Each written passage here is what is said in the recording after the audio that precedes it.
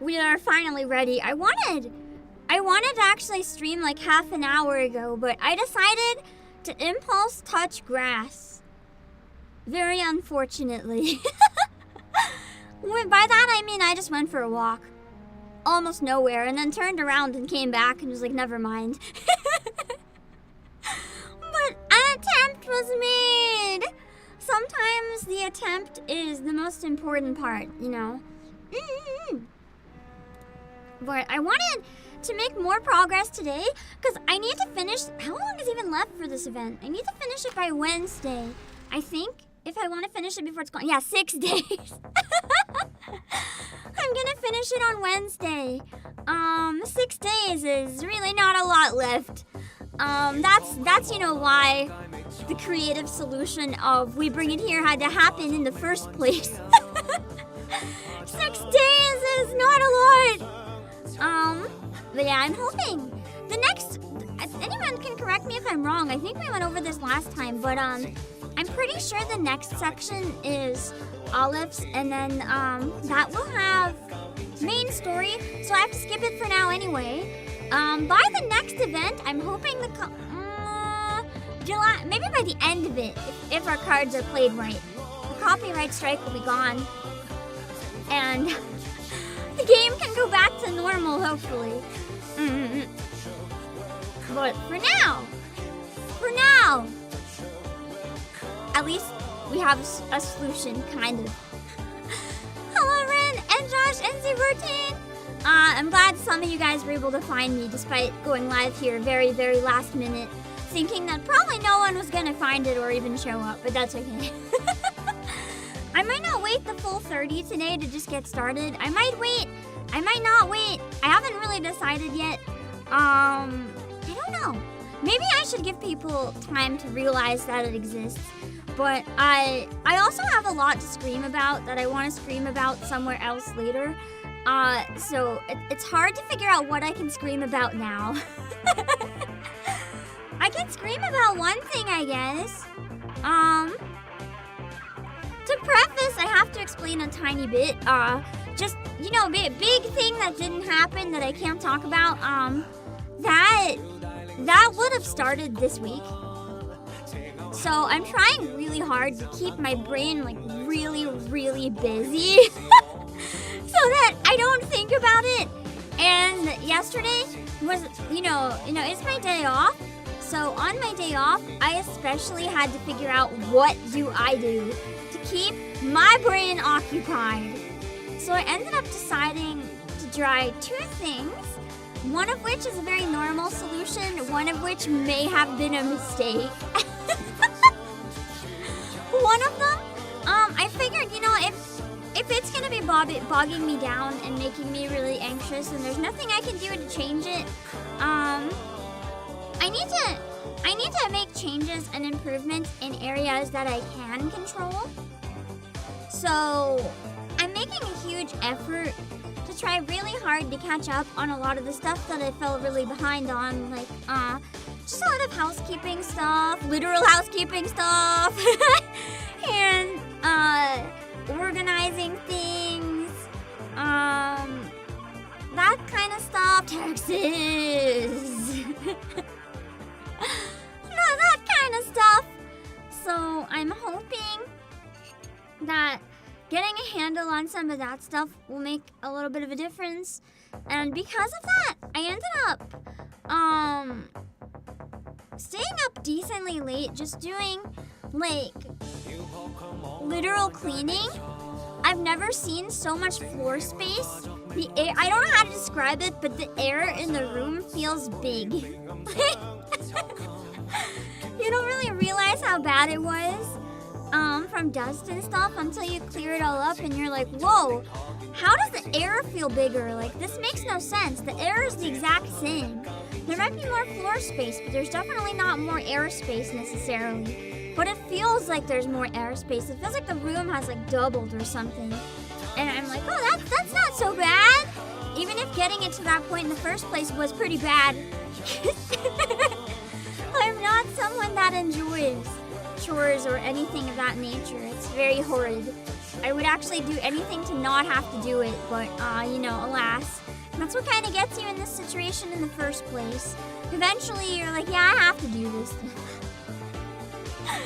And now I'm trying. I also got, I got a whiteboard type calendar so that every week I can write the really important stuff to get done, make sure nothing falls through the cracks. And I got some sticky notes to put on my monitor, check before I sign off for the day, make sure nothing's missed. I'm actually gonna move it. I don't quite like where it is on my monitor. I think, yeah, here is much better for it. That way I won't miss my end of the day, important things. Just that kind of stuff. Trying to make small steps to control the things that I can. If that makes sense. I'm trying to control all the anxiety just reached a breaking point where I have two options. Basically, hiatus until I can calm the fuck down, or tough it out and give myself better tools to work with. And I think I'm very much the type of person that needs to tough it out, because if I just say, okay, I need to not do anything for now, I need to just step away, it's too hard to come back. If I go away for reasons like this, it's just, yeah. It's, how do I even describe this? I think there's a really big misunderstanding in general about just how anxiety works. There's like, not to rant about it too long, don't worry, we'll get started. It's just, it's one of those things. I'm gonna hydrate while I try to ponder how to explain this.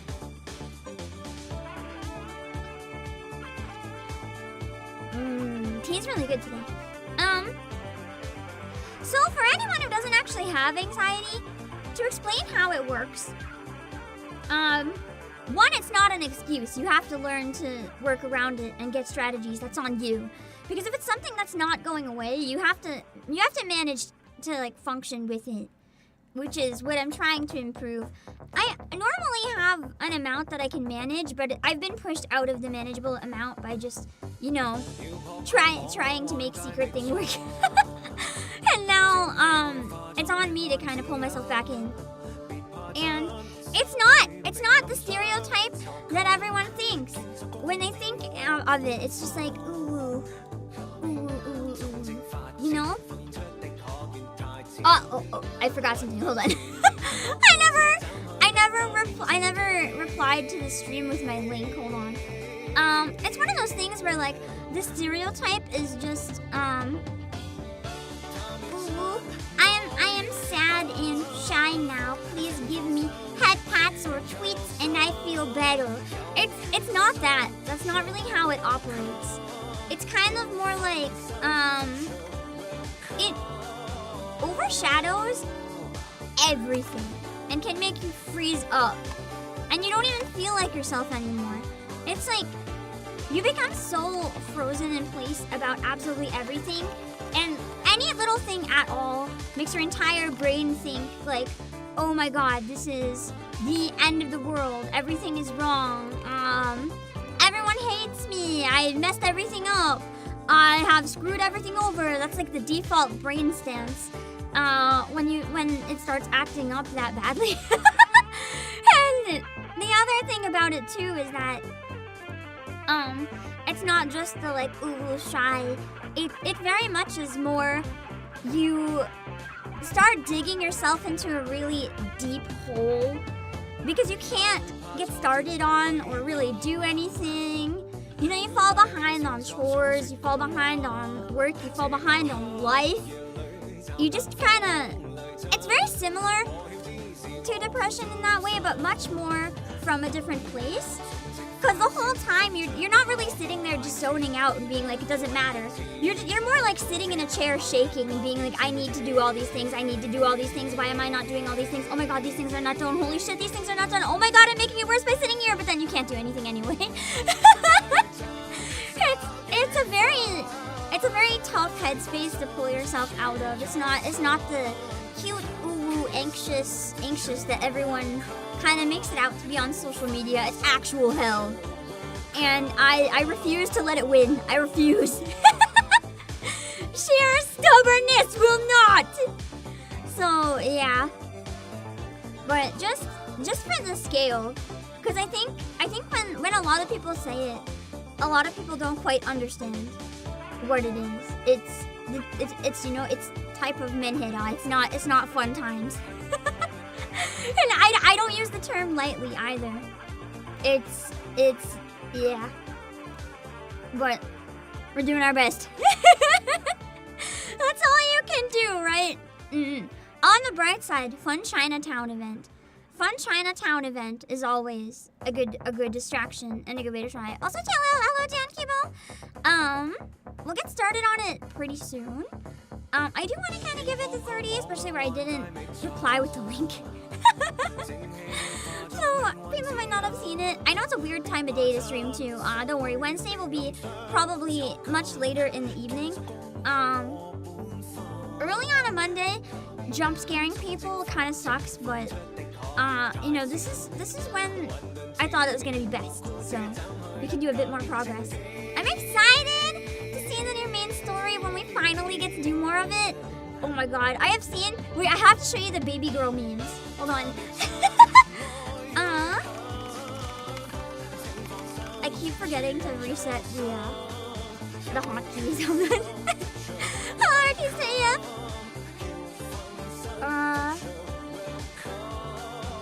So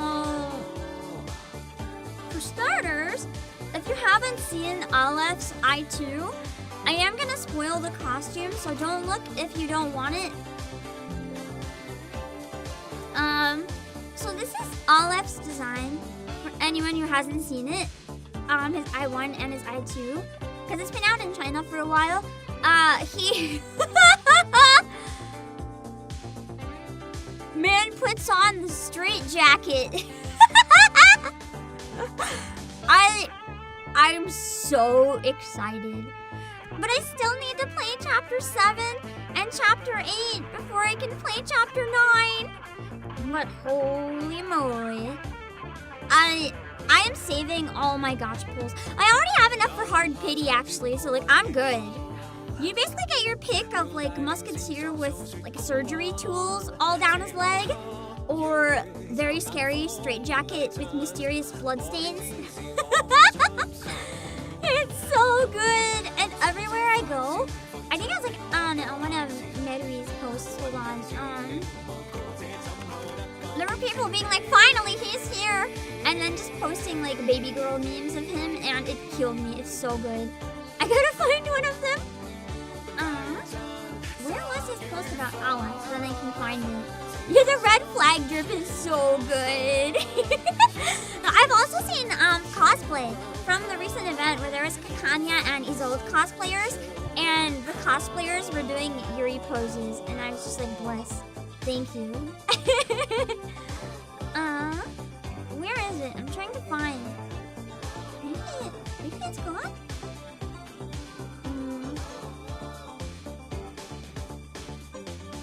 Oopsie daisy, that's spoilers I'm scrolling by. Luckily, I'm not perceiving them enough to know what's happening, so... Hello, Very Shy Reaper! Where is it? It's past some of the new costumes, I think. It's so hard to not perceive. Maybe the Aleph post got taken down. I don't know. It was really funny though. People were just like replying with pictures of like glitter all over the place and Aleph and just being like, baby girl's coming home. And it made me laugh really hard because wait, what the? Oh no. Is this an... Oh no. Big Chungus? Big Chungus is a future unit? What do you mean? What do you mean, Big Chungus? Hold on. The name is Buddy Fairchild. There's no way that's 2 words without being Big Chungus. You cannot convince me that this is not just Big Chungus. This is spoiler for anyone who doesn't want to see it for upcoming stuff.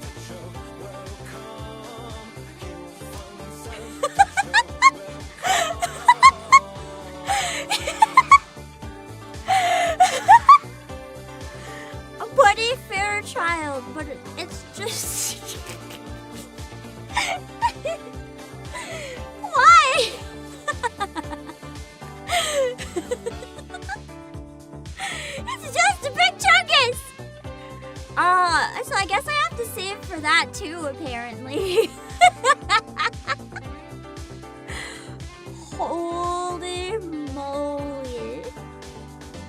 I can't say that I ever expected that to be in this game of all places, but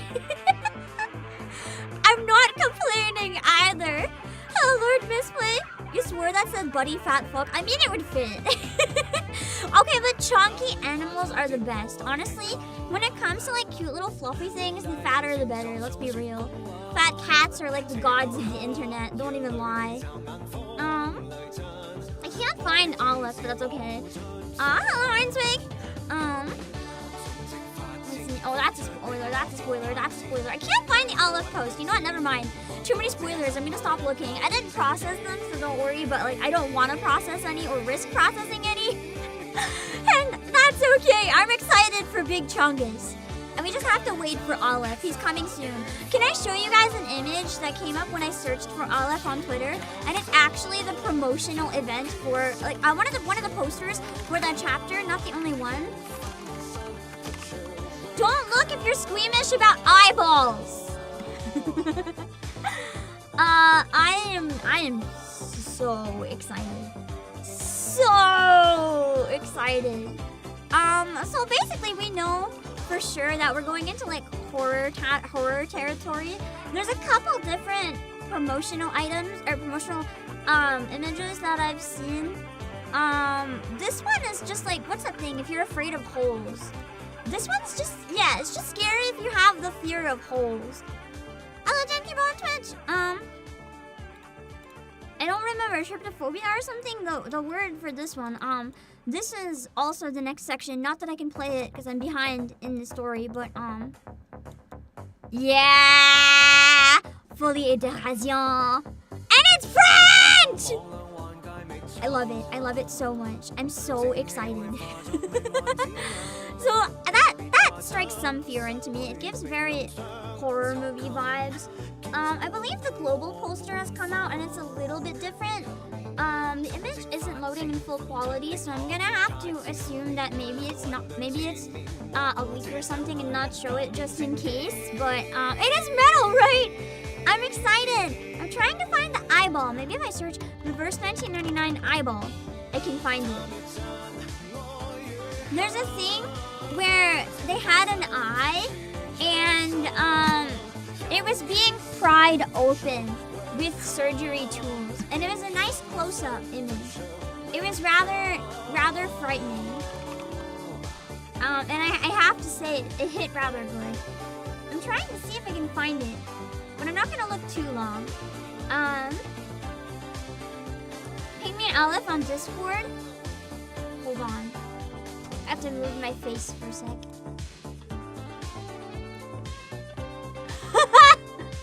It's not the one I was looking for, but it works. Let's see. Sparkle on, it's Wednesday. Don't forget yourself. Let me see. Okay, so this is... oh shoot, I think there might be a spoiler in the text, but I don't know what that means, so I'm gonna ignore it. Let me see. This is Olive and his sparkly baby girl memes. I don't know why everyone's making so many memes of him with pink glitter. There's gotta be a reason, but I am very excited to find out eventually.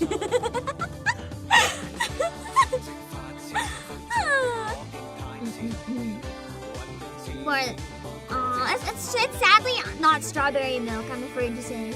If you feel very anemic after watching the stream, just don't question it too much.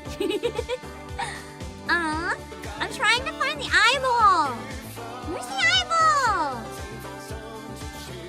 I know I saw it when I was like looking up Olive a couple days ago, because I look up Olive a lot more than I should, especially when that's a spoiler risk. Like, listen, he's just, you know, as the meme said, he's just so baby girl. I have to. He's too good. I love him. But I can't find the weird eyeball thing. I know it's in his trailer. I'm gonna go just look up his trailer. I'll screenshot it myself. 2.6 trailer. the event trailer. I think it's in his trailer. I've definitely seen both because I was so into Aleph that I couldn't resist. Spoilers be damned. Let me see. Aleph. Here we go. Fractured Consciousness. Fucking ads. Forgot that I have ads on this account. Give me a minute.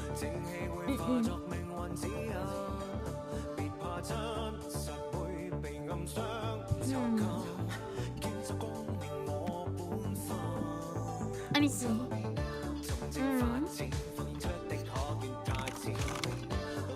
Oh. Hold on. I made a really big mistake. Give me a sec. Ah! That was not my Twitch. I took way longer than I should have to see that. Oh god. Give me a sec. Hold on. That's awkward. It's fine. This is why I didn't plan to stream. I'm not good. I'm not good at remembering things properly. Hold on. Okay. Man, if I wasn't supposed to... If this isn't something that was supposed to be known, I would be like toast. I typed it out instead of copy-paste. That's my bad.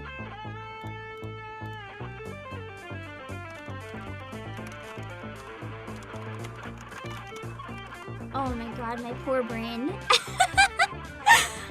Anyway.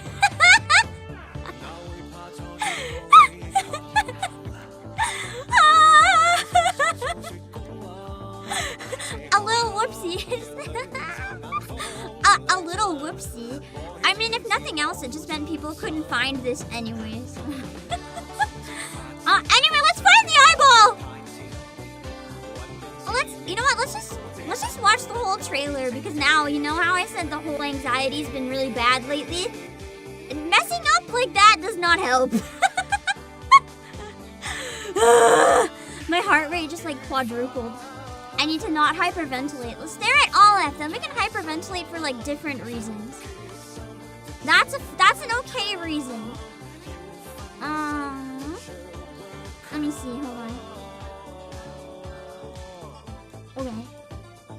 Let's watch the trailer. Because it's coming next. It's coming next. More reason to watch it again. Let's see. Of every leaf. The placement of every... This is the next part. There's probably spoilers, but this is his character trailer, so maybe not as many. I remember. For any of you guys interested in the only absolute man on earth who chaos that's coming. the pattern of every leaf. The placement of every sentence. Every crack in the wall. Every twitched nerve. The beginning of every collapse. No, let go of me.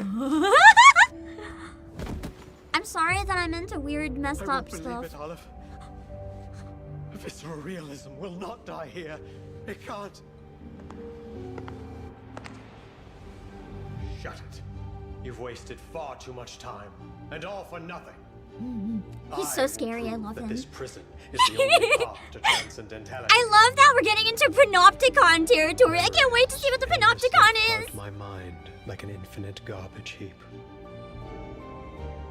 Our efforts to reach transcendentality have come back to bite us. Olive, finally I've reached one end of the thread that runs through this labyrinth. God, he's so scary. Unassailable, indisciplinable. Only literature can pave the way to transcendentality. The power of discipline has long... Look at him just caressing the knife. It is inescapable. The blood on the table! The key to ultimate governance lies in this prison built by my own hand. Stop. Transcendentality has never been... We gotta wait to bring this one out somewhere else. This one cannot be streamed here. This has gotta go somewhere a little more exciting. Is this the transcendentality you sought? Olive. I feel like we're getting into full like mind-breaking territory here. Whatever's going on in the plot, like I don't think my brain is gonna have an easy time with this the one. Foolish dream of an imprisoned soul. This game just has different fan Boundless service. Yeah! reality. Like most gacha games will have waifus with their titties out, but this game, this game has a man who will actually kill you very slowly. Make sure that you suffer. Looks so good. So good! I'm excited. Did you guys know in China the game's also called Back to the Future in 1999? I understand why maybe that was a bit of a copyright issue and they had to change it in English. Just a little, but I think it's pretty great. Yeah, I love how Reverse doesn't stray away from darker themes too. All the games I play tend to have pretty dark themes in general, so that's like, it's nothing new for me.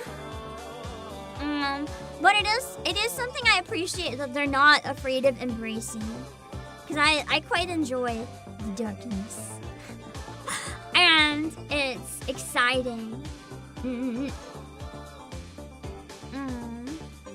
on, listen. I realized my jacket was off. I don't know, it's nice and comfy with my jacket. I think we needed it back on. Okay, let's get back into it and keep going. We're not gonna make it too far today because, you know, today is a work day for me, and that, especially if I may have taken part of a work day off to make more progress, I want to make sure that I am absolutely not late by any means.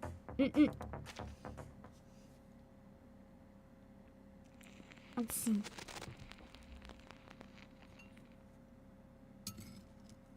Okay. Have a good day.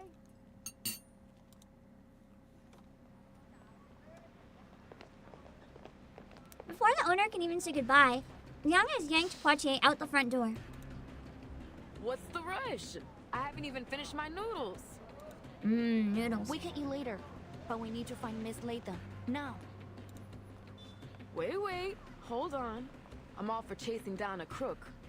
But why do I get the feeling you didn't tell your Foundation friend about your run-in with Latham? That's true. I forgot about that, and I'm glad that she's calling her out for it. What's up? Why are you It's keeping like, her in the you dark? can't do that if that's her job, you know? I think that something isn't right about her. I've been to the city before. To most, it might seem defenseless, but it's actually heavily protected by our king rituals. Wait, that's true. She suspects that Scott is up to no good. I kind of agree. Something seemed off about Scott to me. According to Miss Scott, Latham acted alone. But there's nothing in her file that would suggest she's capable of that. Her arcane skill level is frankly far from remarkable. Even with insider knowledge, I don't believe it's possible she could have bypassed the security system and escaped on her own.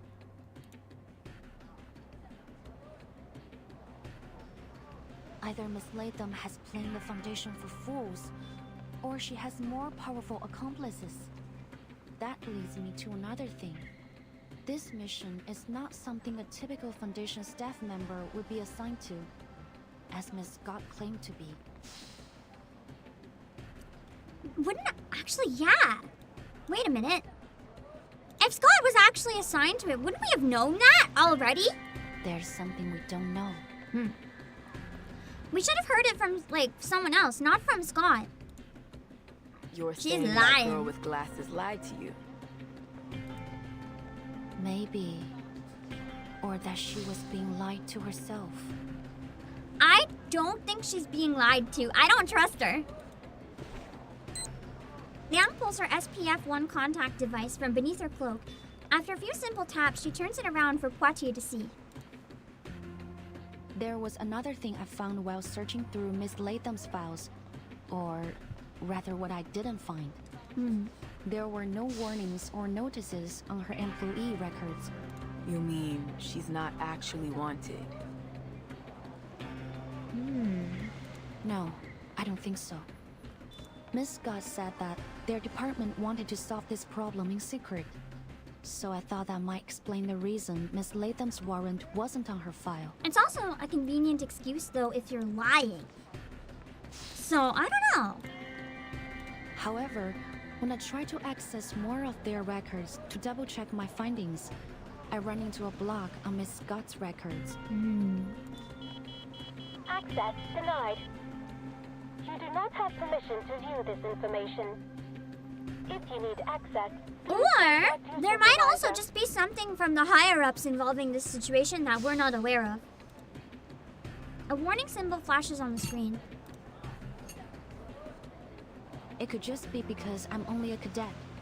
There are some files that I don't have access to yet. I contacted my supervisor, but I haven't heard anything back. I don't mean to distrust her, but I can't hold anyone above suspicion. Hwajae shifts her gaze from the device's screen back to Liang. And what about me? You're putting a lot of trust in me, Liang. Is it really alright that you're telling me all this? A dangerous item stolen from the Foundation, and possibly an inside job at that. That's a scandal in the making. She's probably not supposed to tell her, but like she trusts her enough that it makes sense if they're working together for him to know, or for her to know. You could have just lied to me. Make up some kind of story. It's not hard for a smart kid like you. She trusts her. Liang gives Hwajae a puzzled look. Why would I? We're partners, Miss Poitier. Hiding information from you wouldn't be right. You told me that yourself, didn't you?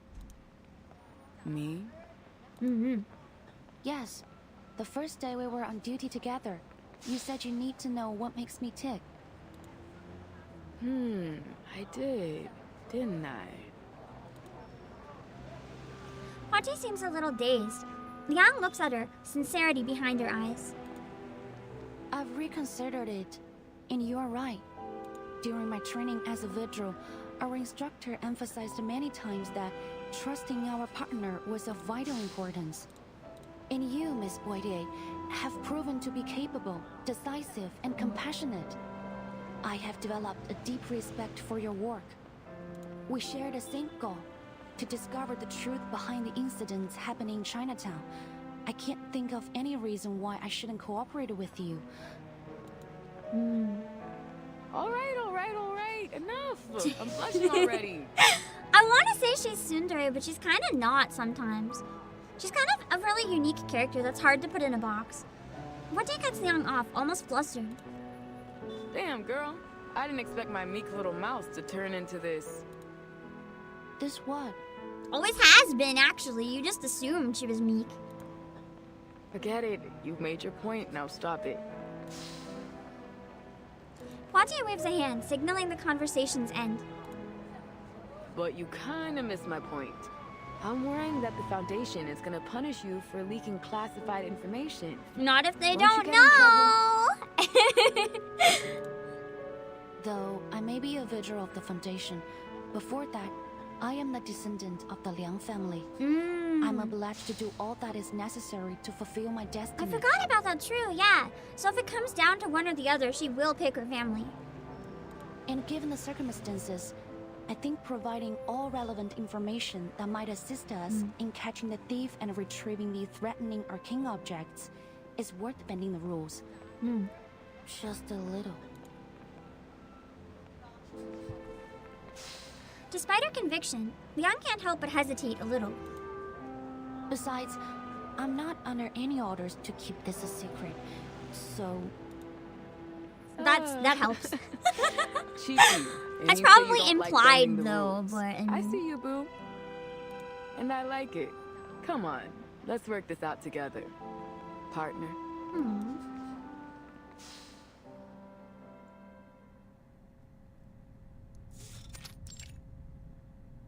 I like how they just added a design to the window, and they're reusing the hotel from Tooth Fairy's event, but like with different windows and stuff. I would love to get Liang, but she desperately needs her P1. I got her for collection purposes, but I don't really plan on using her. Now the key card. Where did I put it? What's the difference if she has P1 or not? How drastic is it? Home sweet home. Oh, it's not a hotel, it's your I'm house. exhausted. Oops. The camera-headed girl freezes.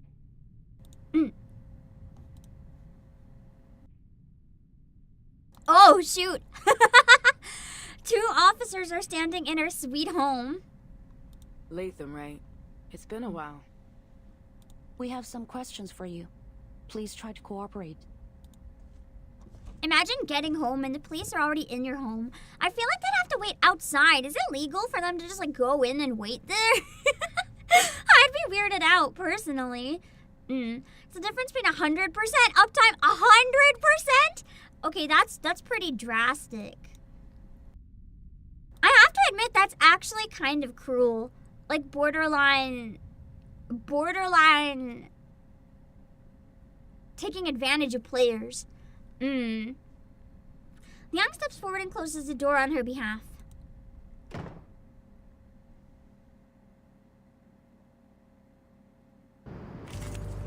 Or we're gonna have a fight in the hotel room. That's kind of crazy. Field check complete. Maybe I should do more pulls for her then. If it's that drastic. I have enough for hard pity on Alex, so I'm probably okay, but part of me is like, what if I'm not, though? What are you doing in my room? This is a serious, criminal offense! Get out of my room! Or I'm calling the police! I'm the police. The phone! It's right here in my hand!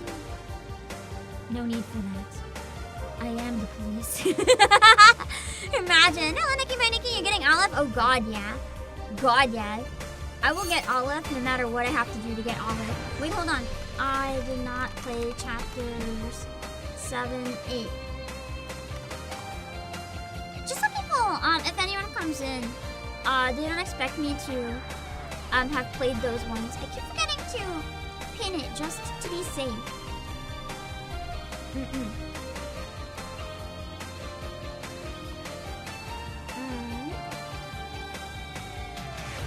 There. Okay. Olive also needs a P1? Jeez. I feel like they're getting a bit greedy if they're making it so that characters like need a P1. It's kind of not great.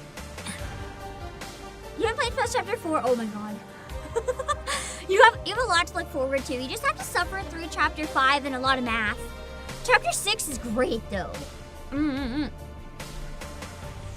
What? You're that Vigil from the hospital! He needs a specific team for him to work. Not if I just use him in events where it doesn't matter if he's useful. Or keep him pretty on my lobby screen. Most characters don't. Yeah, I know Isolde was apparently better with one too. He's also not limited though, so I mean I could get one eventually. What is the team that he needs? I was sure I'd chicken off this person. So what do you want with me? Flutter page is another one. I only have one flutter page. I just use her for Nala, it's fine. I think you already know the answer to that. How's the volume, by the way? Too loud or is it good? Maybe down a little. Just to be safe.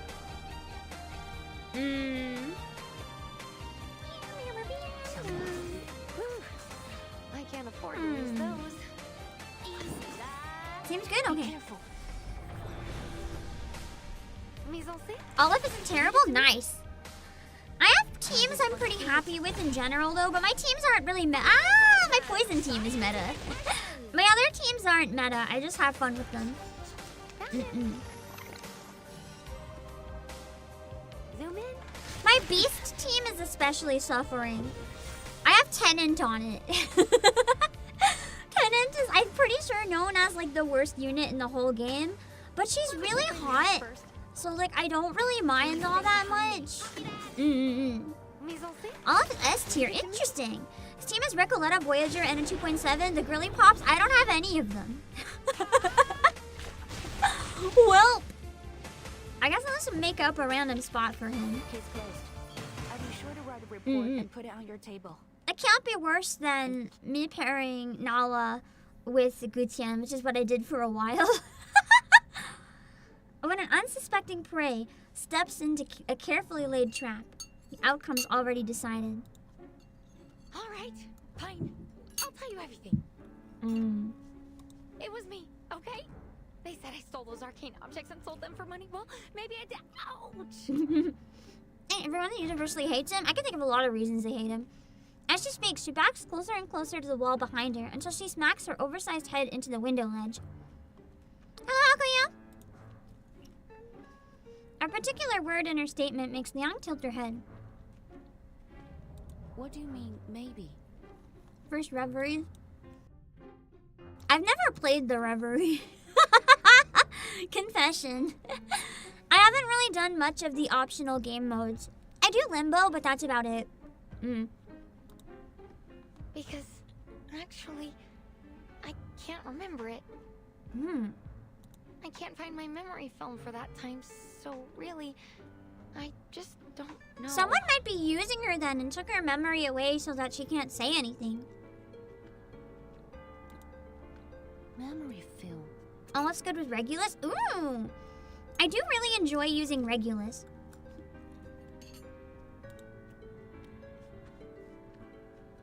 This so-called loggerhead girl, an awakened, isn't exactly a tough one.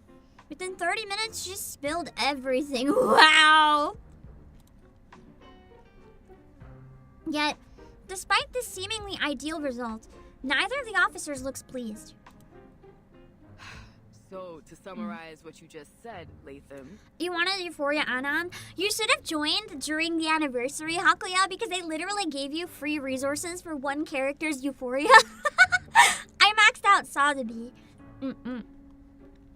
You're an awakened piece of a movie projector, which forms a Latham loop. You were designed to play movies, not record them. And that's why you suffer from severe amnesia. You can only recall things that happened within the last 3 days. So she's not a person. And after that, you'll forget almost everything. She's kind of more like a golem type thing. I guess so. You guess so? Sotheby is best girl. I've used her as a healer even before she was good. I just like her.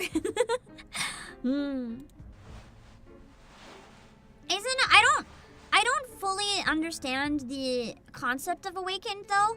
If they explained it a while ago, I just forget. Is it the same as like a golem kind of? Like a creature or like a familiar type thing that they can control, whoever its master is? Or is it a piece that became living and now it's its own thing and doesn't have to answer to anyone? I feel like it's one of the two, but I'm not sure which one. You'd follow me a second time if I could. There may be a way to do that. I don't usually stream Reverse 1999 here. But my hand has been forced because of YouTube being a butt. Porte's sudden questioning startles the girl. She shrinks further into the corner, wedging herself between the window and a nearby chair. Literally anything that comes to life? Loggerhead herself is the real, the body's literally a mech to her or a pilot? Okay.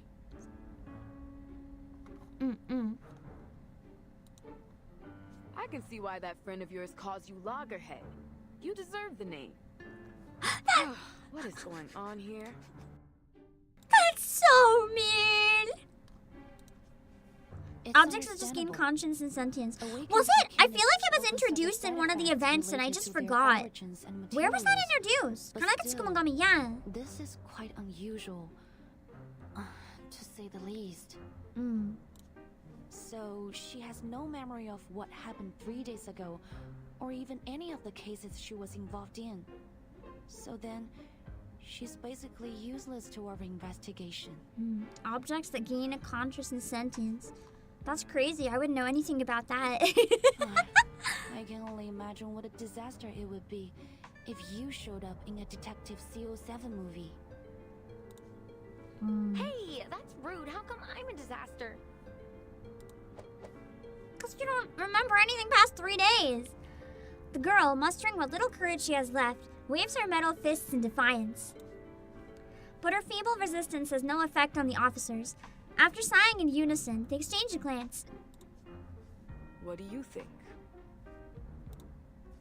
I've made a request for Miss Latham's detailed records, but I don't think she's lying.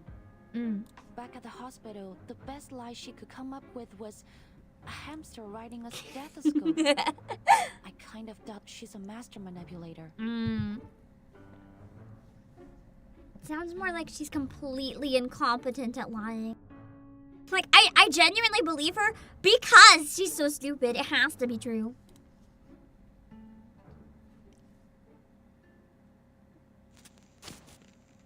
First to be continued. Where she's limited, if her P1 is that good, we might as well do some more pulls, because then I can buy something, like, in between sections, maybe. Because I know there's the limited shop, and I only have 30. I can't buy anything anyway. Like, if I go a bit more with it, I can maybe buy some loggerhead dupes or some resources. But right now... Oh, wait, I think I have a decatone. No? I think it expired. Can they expire? Oh, no. I have a decatone. Why can't I use it? Is it only for Noir? Or is it only for... Where's my decatone? Maybe it's for another banner? Did I just... Which one? Is it an old one? Did I forget to use it? Ripples? This one? Okay. I mean, we might as well do the free 10 pull. Who do I want? I only don't know Druvis. Let's get Druvis. We'll do this for now then.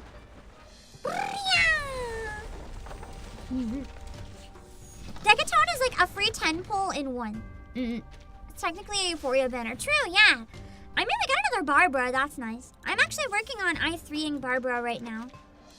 Is Barbara good to I3? No, but I like Barbara. So I don't care.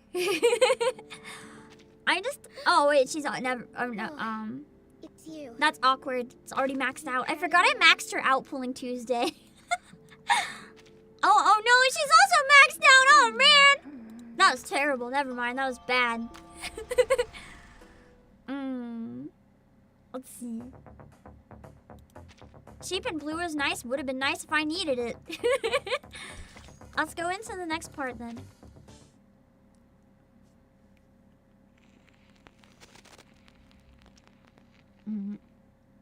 I like using Barbara on teams where I use all like the Let me sort things purple type.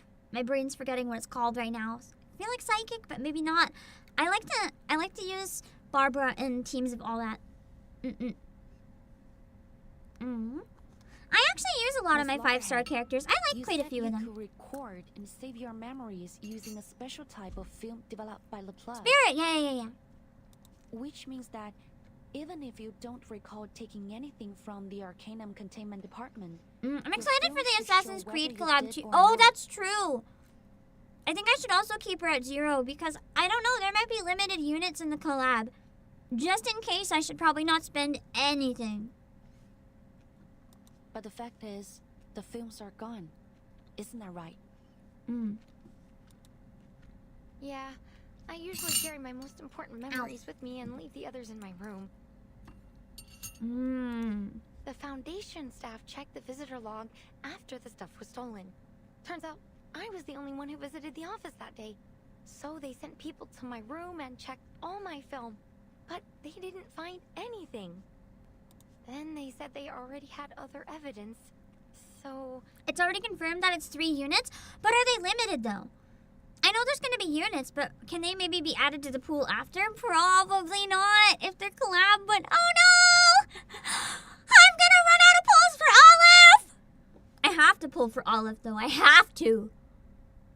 If I lose out on Assassin's Creed, I'm not a fan of Assassin's Creed anyway, so be it. Whatever. Loggerhead's voice trails off, and someone else completes her words. So they just declared Loggerhead guilty. Excuse me, how did you get in here? But that doesn't make any sense to me. Something must be wrong.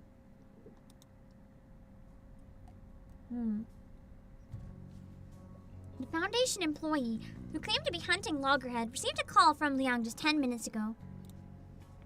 But the moment she stepped into the clue-filled hotel room and laid eyes on Loggerhead, she blurted out, "You're still here! Oh no!" And just like that, the final piece of Loggerhead's testimony was confirmed. So she's not hunting Loggerhead at all. There's something going on with Loggerhead, but and she is involved with Loggerhead, but she's not hunting her. She can't be, because she knew where she was. It didn't add up at all. The two girls sitting on the bed lower their heads in silent understanding. So, when you found Miss Latham, you bought her a train ticket instead of putting her under arrest. Why? I know I've gone against orders, but I'm sure Loggerhead didn't do this. She's my friend. I can't just arrest her and have the Foundation lock her up. She kind of reminds me of Verton in that way. Almost like a Verton Jr., where she'll go against the rules if she feels like it's the right thing to do, even if it potentially could cause disaster. I'm sorry for keeping all of this from you, but you're a vigil. I had to be careful. So, if it's not crossing a line... They just mutually lied Miss to each Miann, other, man. Miss Potier, can I ask you to keep this between us? You can report it after we find out who's really done this. Could you, please? Her animations are so cute. I really like Loggerhead. Scott's eyes gleam pleadingly, and Loggerhead's lens gleams as she stares at the officers in expectation. The pitiful expressions on both their faces would tug at anyone's heartstrings. Liang almost feels as though she's tormenting some kind of harmless creature. But this unofficial interrogation isn't over yet. We'll talk about that once we figure out what the hell's going on. Back to the case. You said she gave you a train ticket. What are you still doing here? Loggerhead lets out an awkward laugh. Actually, while I was on my way to the train station, a car on the other side of the street lost control and hit my cab. That's bad. Thankfully, it crashed into the passenger seat where I was sitting. My metal's much stronger than human flesh. Liang searches her memory for a moment. That's right. There was a car accident yesterday morning. The driver suffered some kind of unknown mental abnormality while he was on the road. Maybe he's fallen victim too. Oh, true! Of whatever's messing everyone up. What happened next? I was sent to the hospital, and you showed up. I thought you were gonna arrest me, so I ran as fast as I could. I threw away my cell phone and contact device as soon as I left the Foundation. Scott said they could use them to track me down. I couldn't get a hold of anyone and didn't know what to do. Scott's just helping her be a fugitive. I feel like helping a fugitive is probably like really not something you should be doing. For sure, I really don't think I'm guilty. It's super weird to be on the run when you feel like you're innocent. So, I went back to Chinatown to ask Director Noir for help. She was the only one I could contact directly. She must know her then. What if she was part of her camera? A crucial name. Noah. Could you tell me how you got to know her? Of course. Ooh, I like the camera Let overlay. me see. Walk of Fame. Walk of Fame. Okay. Now I just need to turn left. Wait, which way is left again? It changes every time I turn, right? Oh no. Gosh, how the heck do people read maps? Are you alright? It seems you could use some help. So she ran Noir into her. stopped to help me. She was really interested in my head, so we had a little chat, and I found out she was a director. Because she has such poor memory, I think Noir knows her, but didn't tell her. She offered to take me to the Walk of Fame. We talked a lot about movies on our way there. Then I told her I was traveling alone, so she invited me to join her movie shoot in Chinatown. How could I say no? I mean, she's a famous director. There's no way I'd miss a chance like that. Poor Loggerhead! Too cute, taken advantage of. Interesting. That was the same day that odd things started happening in Chinatown. bobbing excitedly comes to a hesitant stop. Well, I'm not sure about that. Did anything strange happen that day? Loggerhead's lens flickers. It seems something has surfaced in her mind. Let me see. I did find a strange film reel when I was unpacking that night. A strange film reel. Wait, could that be... Her memories, no. If she wasn't able to play it, it wouldn't be her memories. Because if it was her memories, she would have known. All the three of the others immediately perk up at the mention of those words. The danger film from the fire! But perhaps due to the limited field of vision in her camera lens, Loggerhead remains oblivious to their gazes. Instead, she pulls her backpack toward her, muttering to herself as she leisurely rummages through it. Yeah, a strange film reel. I've gotten into the habit of labeling my films like check every day or check from time to time so that I know what to watch to keep important things in my mind.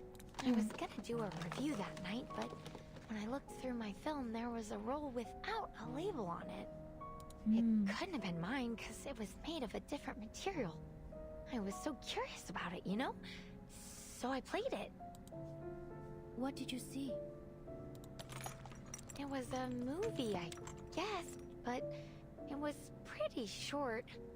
More like a demo or a trailer or something.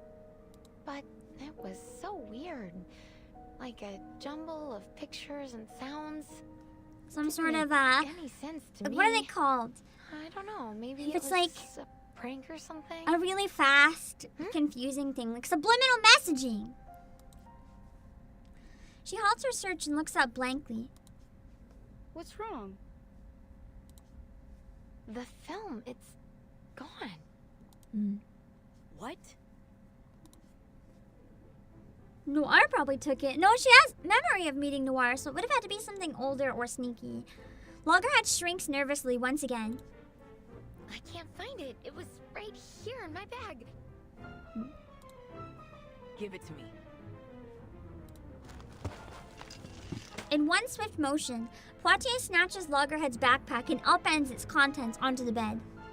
Damn, first time I've seen a bag messier than my sister's. Do you ever organize your stuff?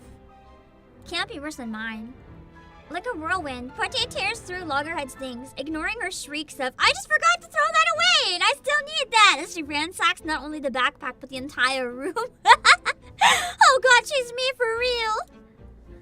Finally, she has no choice but to accept a rather disheartening conclusion. Nope, nothing. You didn't take it out and lose it somewhere, did you? Mistake it for a tip for your pizza guy or something.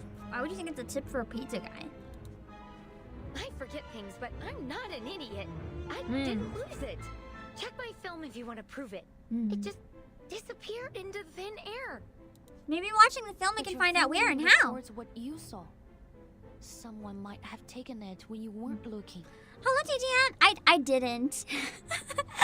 I didn't replace the backpack because I haven't needed to go anywhere as much, so I haven't really had a need to replace it. Although I probably should replace it while I don't need it, because then when I need it, I need one that works. Yeah, Loggerhead's Live 2D is really nice. Does anyone else know about this film reel? Did you have any visitors or notice anything suspicious after you played it? Suspicious? I don't think so. At least I didn't see anything. The only person who visited me afterwards was Scott. She came to tell me I was wanted by the Foundation. Maybe Scott stole it. Oh, but for her own actually, reasons. I wasn't alone when I played it. Noir was with me. Oh! She was interested in my memories, so she came and... Oh! Okay. So I'm hearing that Noir might be up to no good. Hello, Taylor Josh on the Twitch side. The others stare at Loggerhead as if she's grown a second head. She nervously swallows the rest of her sentence. What's wrong? So, it was Noir who took the film? I feel like that's the knowledge that Scott's probably needed. What are you? A solid punch sends the man flying. At least that's what was supposed to happen. Sorry, Director. I'll try again. He didn't get sent flying hard enough. The man just leans to the side. Don't bother. Clearly, your martial arts skills are severely lacking. I don't want you to hit your head when you fall to the ground. That's fair though. She's like, kind of, it's a skill issue. You suck. We're gonna find someone else so you don't kill yourself trying if you suck. It's a safety issue. The disheveled actor still wants to argue his case, but everyone knows that once the director makes the decision, she won't change her mind easily. In the end, he simply sighs and steps inside. That was the last one, Director. There are far fewer stunt performers with martial arts experience here than in Hong Kong. Master Lau and his men will arrive in a few days. Perhaps we could Stunts shoot are no this joke. Yeah, then? people die doing stunts. I feel like that wouldn't necessarily be the case these days, though. I feel like nowadays there's probably a big amount of, in Hollywood, like, stunt people that specialize in martial arts because it's in such demand. But I can see that maybe being the case back then. There wouldn't have been as many. Nicholas is on a tight schedule. I doubt he'll change it. Let me see what I can do. A single sentence is far from enough to capture that many difficulties the famous Hong Kong directors faced since working overseas. That's true though, a lot of Hong Kong stunt performers were trained since childhood. I feel like that might be the case with Hollywoods these days, but probably not back then.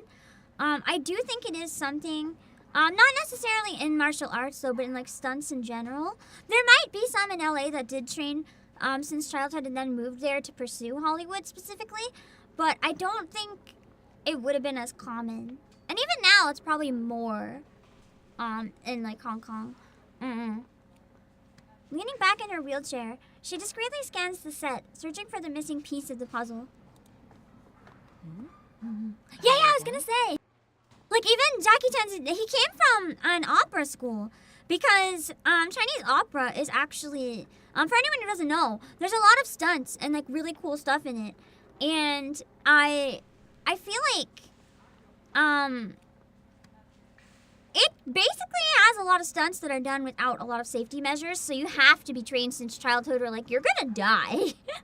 So it's one of those things where it's a very specific skill set that's kind of hard to train if you're not in Hong Kong, where it's, like, you know, actually a thing for many centuries.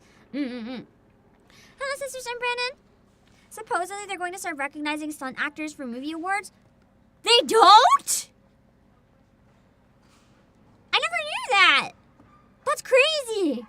For some reason, I don't pay enough attention to, like, normal people movies, so I just kind of assumed it was always the thing that's acknowledged. Lynn follows Noir's gaze. Oh, that young officer? What do you want? Listen, I don't know what you are trying to do, but can't you just leave us alone? Sorry, ma'am. This is a closed set. If you don't have a warrant, please leave. But they have an extra. It said extra, though. If they're an extra, they're paid to be here. Why are you telling them to leave? Guys, relax. Liang isn't as mean as she seems. Clearly, the arrival of a certain Vigil cadet is unwelcome. So much so that even Loggerhead is being eyed with suspicion. Loggerhead is the suspicious one. Loggerhead's not part of the crew. She shouldn't be here. The police, I mean, you have to just let them in. But Liang ignores them. She's locked onto her target the moment she scanned the set and is already striding towards her.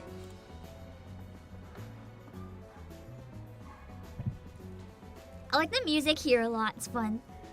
She stops a few paces in front of the person in question. I must say, I didn't expect to see you so soon, officer. Is there something else you wanted to ask me? I think I made myself perfectly clear this morning. I know nothing about your case. You're already confused about the film projector as a head? Just don't worry about it too much. No, madam. I'm here to help. She's cool. Help with what? Miss Latham mentioned that you were looking for a qualified stunt performer for your movie. I never even realized. True. If she is literally like, you know, she has her family tiger, then she must be trained as well. I'd like to help with that, if you don't mind. As an apology. She'd have to be strong on her own, just in case for some reason it wasn't cooperating. Nora blinks. Wouldn't she also be like not a good fit though as a stunt double? Because it sounded like the performer was a man. She's like a very small woman. How is she supposed to be a valid stunt double in this situation? Like, I don't think so. She can try, but that's not really the best match, you know? You have to look somewhat like them at least. Let's see. Okay, I admit, I've always been something of a movie buff. There was my spoon. I got it really fast. 5-second rule, it's fine. It only landed on my desk. And for like half a second, so. Great. We hit a dead end. So what exactly did we miss? Maybe we should go over the items in Loggerhead's bag again. Loggerhead? Seriously? She packed all these film reels, but somehow missed the most important one? Look at this. Was she planning to open a video store? So many movie reels. Look at her character trailer. We'll have to try to watch it later on if we remember. I don't want to interrupt too much right now, though. Although, maybe it's a good moment to watch her character trailer if we're going to get into a section that's relevant, because I haven't seen it. Hey, Liang, these ones are in Chinese, right? Yes, sir. That's the Team and Fighters. Here's Miss Vampire and Troubled Lunatics. Classic Hong Kong films. But it's unclear if these were Loggerhead's collection or gifts from Director Noir. Good grief. Do we need to watch all of these? We don't have that kind of time. Oh, okay, if it's like a goon character, that makes sense. No, I don't think so. These are just regular film reels, and their stories aren't related to our investigation. I almost forgot you used to sneak around and watch movies behind your parents' backs. It still never said that! Maybe she watched it with her parents. Your knowledge is broader than I thought. So other than CO7, which one here's your favorite? Our time is running out. Dull as ever. I knew it. No, we're actually just running out of time. She's trying to do her job! But if we wrap this up quick, you should watch Miss Vampire. It's a hallmark of Hong Kong Arcanum films. I wonder if it's based on some sort of like real movie. Oh, I'll remember that. We've gone through the bag, but the missing reel isn't here. Perhaps it's time for us to try something else. Yeah, let's see what our big shot director has to say. End of dialogue. Let me see if I can find the trailer. Hold on. Bum, bum, bum, bum, bum.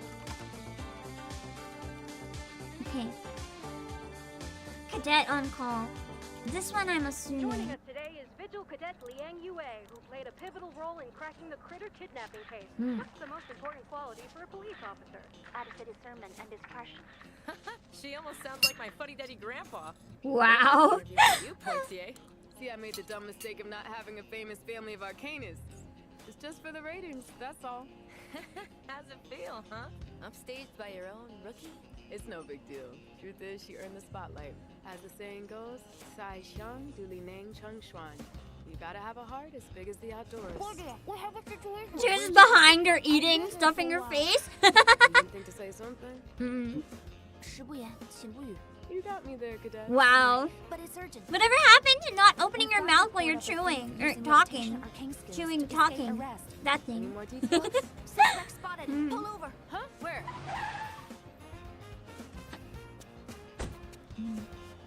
He ran into the alley. Crap. We've got ourselves a chase scene. Get back in the car, rookie. Your Stephen Chow films? Interesting. Hey. Pick a time, I'll have to check one of them out. Oh! Oh, come on. Not everyone can parkour like a kung fu master. They went crazy with this trailer. They've been, like,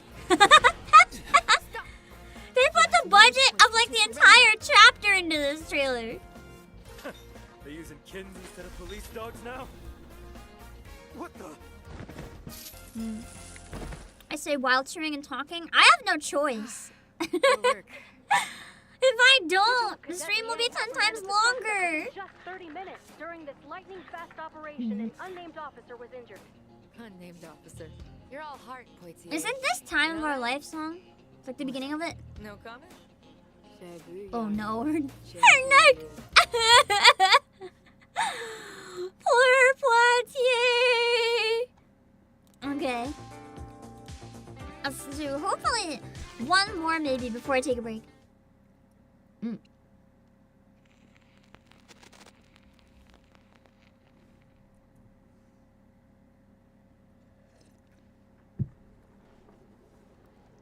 You mean to say that you're a stunt woman? Seriously? You know, as a police officer that doubles as a stunt woman, I'm sure it's rather common, perhaps. Noir chuckles and shakes her head before turning her wheelchair in disinterest. Thank you, officer. Well, judging by your uniform, you're from the Vigils Bureau, aren't you? I appreciate the gesture. It's true that we may be able to attract more viewers if we have a Vigil on the cast list. But filmmaking isn't as easy as you think. Maybe I can fit you in next time. I feel like she's trying to get rid of her. Rejection.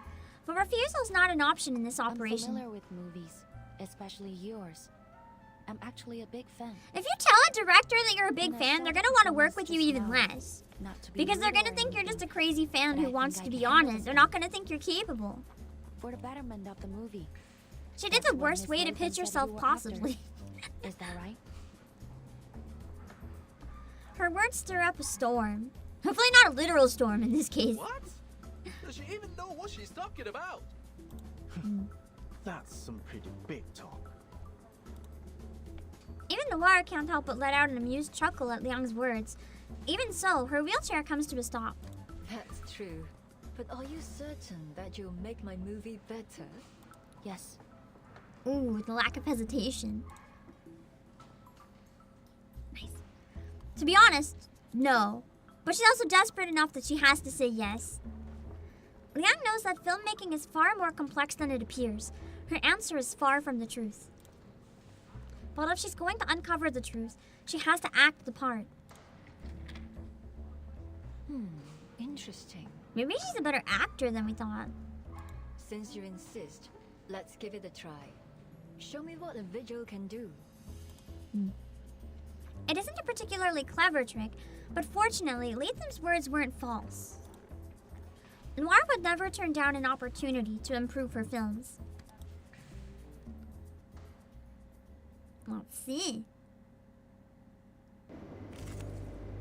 Oh, nice. The battle's pretty quick. Let's go in! I like how we're actually fighting the actors. Ally, follow the director's instructions. Do not attack the enemy for the first few rounds, so they're not allowed to attack me right now? Listen up! In the first scene, you're a martial arts apprentice in Chinatown, cornered in an alley by a group of thugs. You're an outsider here, trying to avoid trouble, so all you can do is curl up and take a beating. Uh-oh. Are you ready, Vigil? But I guess I have buffs. Yes. Action! So do not attack yet, just buffs only and mixing cards up. Eat this! Don't you know what hand over the money means? You wanna suffer? I like how the film guy is there too. For some reason, he's a unit that I can attack. Go break her legs! You got it, boss! I wonder if the actors know you're about to kill them. I'm not, though! I have to just buff. I don't think I'm allowed to attack. Please stay behind me. So I'll just mix stuff up and buff. That should be fine. Be careful. But as long as I don't use a counter.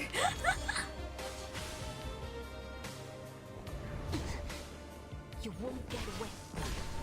You mad? Oh no! Hey, I'm trying to stick to the script. Why am I auto-attacking? That must be like were related to her buff. Like, I'm sorry! Okay, we're not using anything now. We're just gonna, like, scramble cards. I wasn't trying to attack! Okay, phew. Just, you know, rearrange things. Wow. I did read. It said don't attack. I didn't attack. I only buffed. Cut. Good, good. Second scene. You've had enough. You're humiliated and furious, ready to fight back. Okay, now I can kill them. Get it together. No more looking weak. Show me your anger. Now, you get up from the ground. Not to prove yourself, but to tell them that whatever you've lost, you're taking it back. Did I read the Young's cards? Not today, but I did read them. If I didn't remember something, just trust me, I've been going through it. Please bear with me. I'm trying to play this to relax. If I don't remember everything, I'm sorry. Boss, she's standing up again! What are you afraid of? She's just a crippled runt. No, she's not. She's just standing. She's actually putting on the acting chops and getting mad. Let's see. Now it's time to like do massive damage. Let me check my reels first.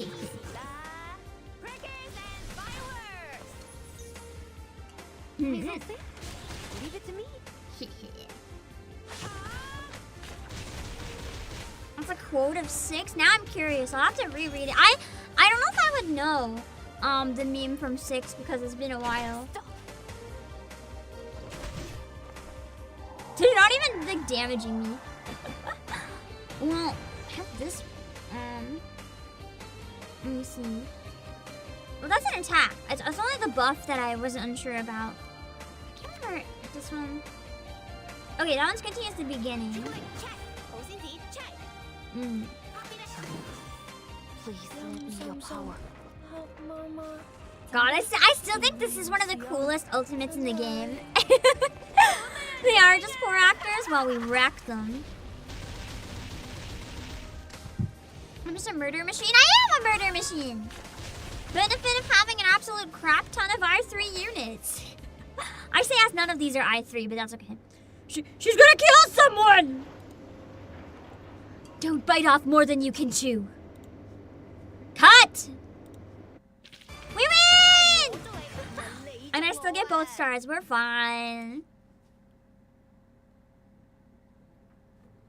Alright, and we get a nice CG. She's so pretty! Exactly as you claimed. No, even better. Really spectacular work. A perfect take. Nice. I'm flattered, director. Noir's eyes glisten as she watches the playback of the shot. Meanwhile, after nearly 20 failed takes, Liang returns to the dressing room, her costume drenched in sweat. So she got a perfect take after 20 failures? Yeah, that sounds about right. When she emerges back in her vigil's uniform, a bottle of water is handed to her. Here, it's not open. Noir reminds you of some of your aunties.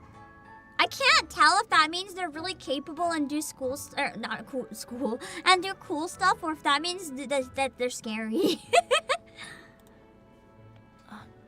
Thank you.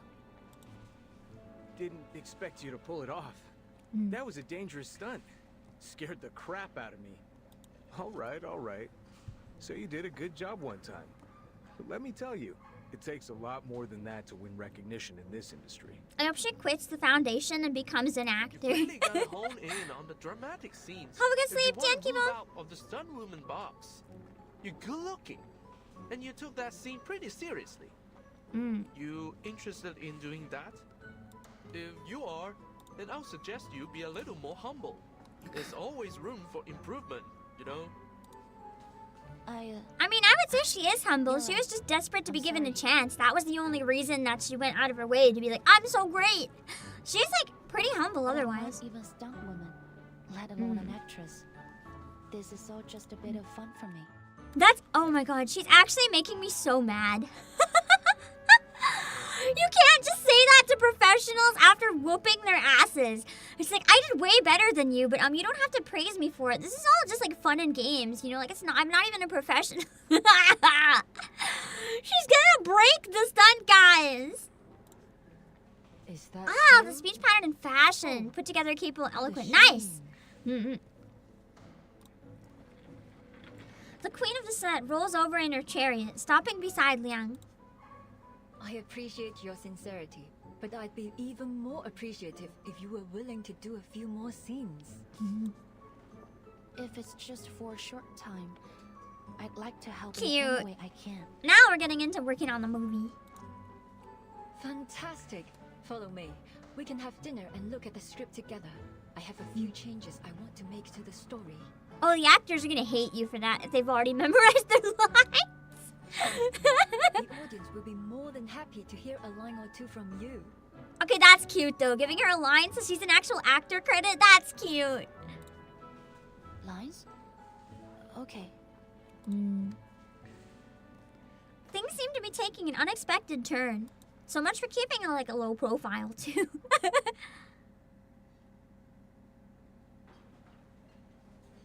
That's all. Well, have you memorized them? Oh my god, you think that she's gonna memorize lines in like no time? Unless it's like 2.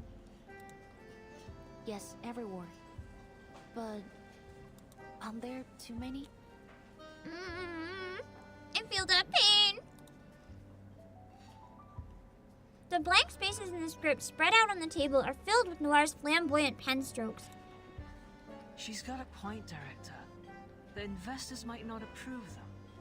They already told us not to change the script like we did in Hong Kong.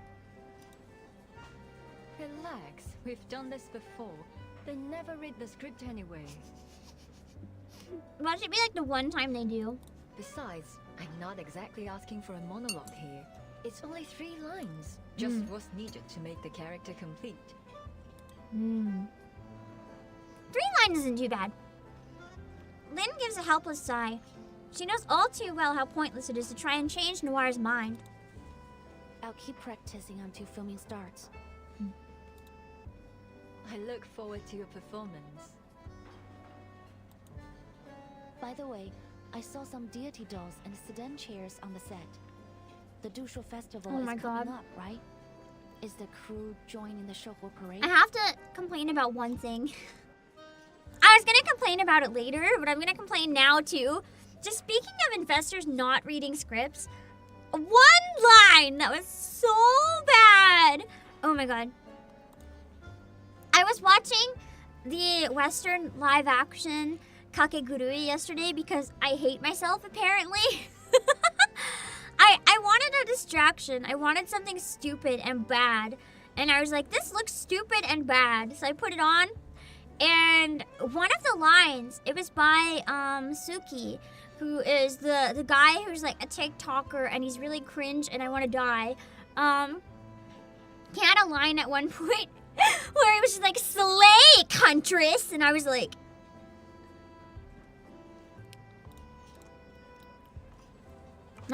that's what I wanted. Slay, Huntress.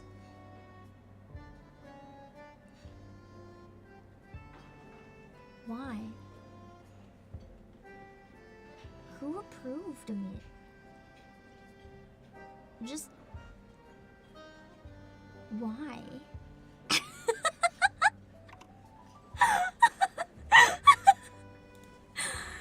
was so bad! Those are Yeah, that's a psychic damage moment. Our final scene is set at the Shouhou parade. I already spoke with the organizers in Chinatown. They've allowed us to shoot during it. You felt your soul leaving your body every time Suki had a line. Here's the thing. If they were going... Okay, Suki's character, it being a different character, I think could have had potential if they made the same type of character, like with the whole like TikTok and influencer thing, but the writing was better, and they didn't try to like rework one of the old characters, like make it a new role, instead of just like completely rework a previous character. Like, the nail scene was cool, and his actor was popping off. Like, as cringe as the script he was working with was, the actor was, like, really crazy. But the script was so bad. I admit, in episode 1, I actually, for a while, thought Mary's actor was pretty good. She was going crazy, and it was kind of fun. When she was using people as a step stool, she was really into it. but then, she calmed down to the point where she's really boring now, and I was like, dang. Can you please be crazy again? Really? The last CO7 movie ended with a show parade too. Noir's eyes light up. She smiles. Good memory. Looks like you meant it when you said you were a big fan. The restaurant owner serves their meal, pausing their script discussion for the time being. Noir and her assistant pick up their chopsticks, but Loggerhead remains still. I watched more than one episode. I watched 2. I regret watching the second one. Although I don't regret it, just because it was so bad that it discouraged me from maybe watching more of it. But episode 1 was bad, but there were parts of it that were fun. So I was kind of like, maybe there's potential. Episode 2, maybe there's no potential. Did you find anything? The show is great when everyone's being batshit insane and they focus on the games. Yumiko's actress is perfect. I wish they would have let her go harder. The games are still fun, but they're not as good, obviously, but they didn't make it as tame as I feared either. They still embrace the crazy, and I appreciate that. It's not as bad as I thought it would be, but it's not as good as I hoped either, if that makes sense. So did it sense anything You got wrong 6 with it? episodes in! Josh! How did you survive any more than 2? I watched Suki's and I was like, I cannot watch anymore. Should I watch? Are the rest of them also so bad that they're worth watching just for the experience? I need to know. While Loggerhead speaks in a hushed tone, the conspicuousness of her head makes talking in secret a near impossible task. Feeling Noir and Lynn's subtle glances, Liang squirms in her seat. No, but that doesn't mean... Yes! I told you she'd never do that. Hey, she can hear you, you know?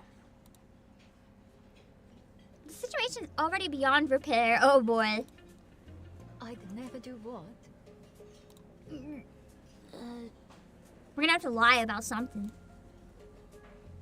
For a brief moment, oh no, we have to lie with Loggerhead. Loggerhead is not able to lie. For a brief moment, Young feels a splitting headache. She shoots a mildly accusatory glance at Loggerhead, causing her to visibly shrink. Sorry, I don't like skirting around things. Can't we just ask her straight up? Not really. If every criminal just confessed to their crimes, the videos wouldn't exist. It gets worse and worse. I think there's only 2 actors I really didn't like in it. I don't like Ryan's actor, and I don't like the actor for Emo Boy.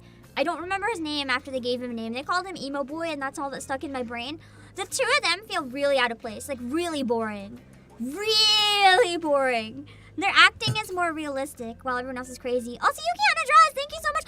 You're my first ever raid, I think. That's crazy. I don't have any alerts or anything at all. I'm so sorry, but thank you for the raid. I appreciate it. Let me give you a shout out. Hold on. While all my expressions and stuff go crazy. Well, I didn't think I'd actually get any raids like ever, so I didn't set anything up. Thank you for the raid. There we go. Okay. Let me see. Okay. Well, for anyone who just came in, we're playing through the 2.5 event in Reverse 1999. I am Miann. I don't stream very often. We're only streaming often right now to get through this event. Otherwise, I probably stream a couple times a month maximum. So apologies if I like play through this event and then disappear into the void. But yeah, thank you for coming in. We're playing Showdown in Chinatown in Reverse 1999. If you enjoy good voice acting, feel free to have fun. No clumsy cover-up will fool the director now. There's nothing for it but to be up front. Also, there's a hot hag. She'll be on screen soon, I think. She's great.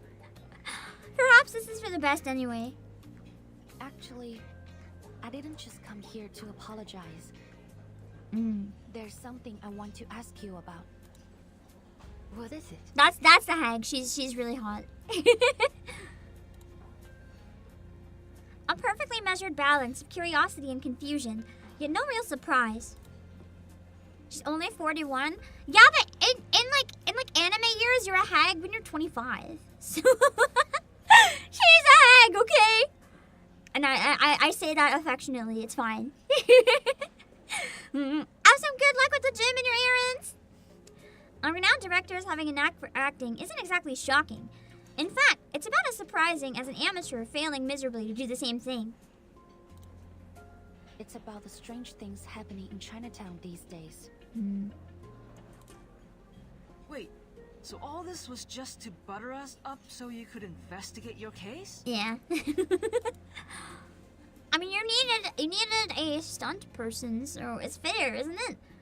The assistant, it was all smiles moments ago, suddenly falls silent. Despite her careful preparation, the situation is difficult for Liang. Sorry, madam, but it's my job. 41 is a bit dangerous, but still technically in the childbearing range. Why? Why are you thinking about that?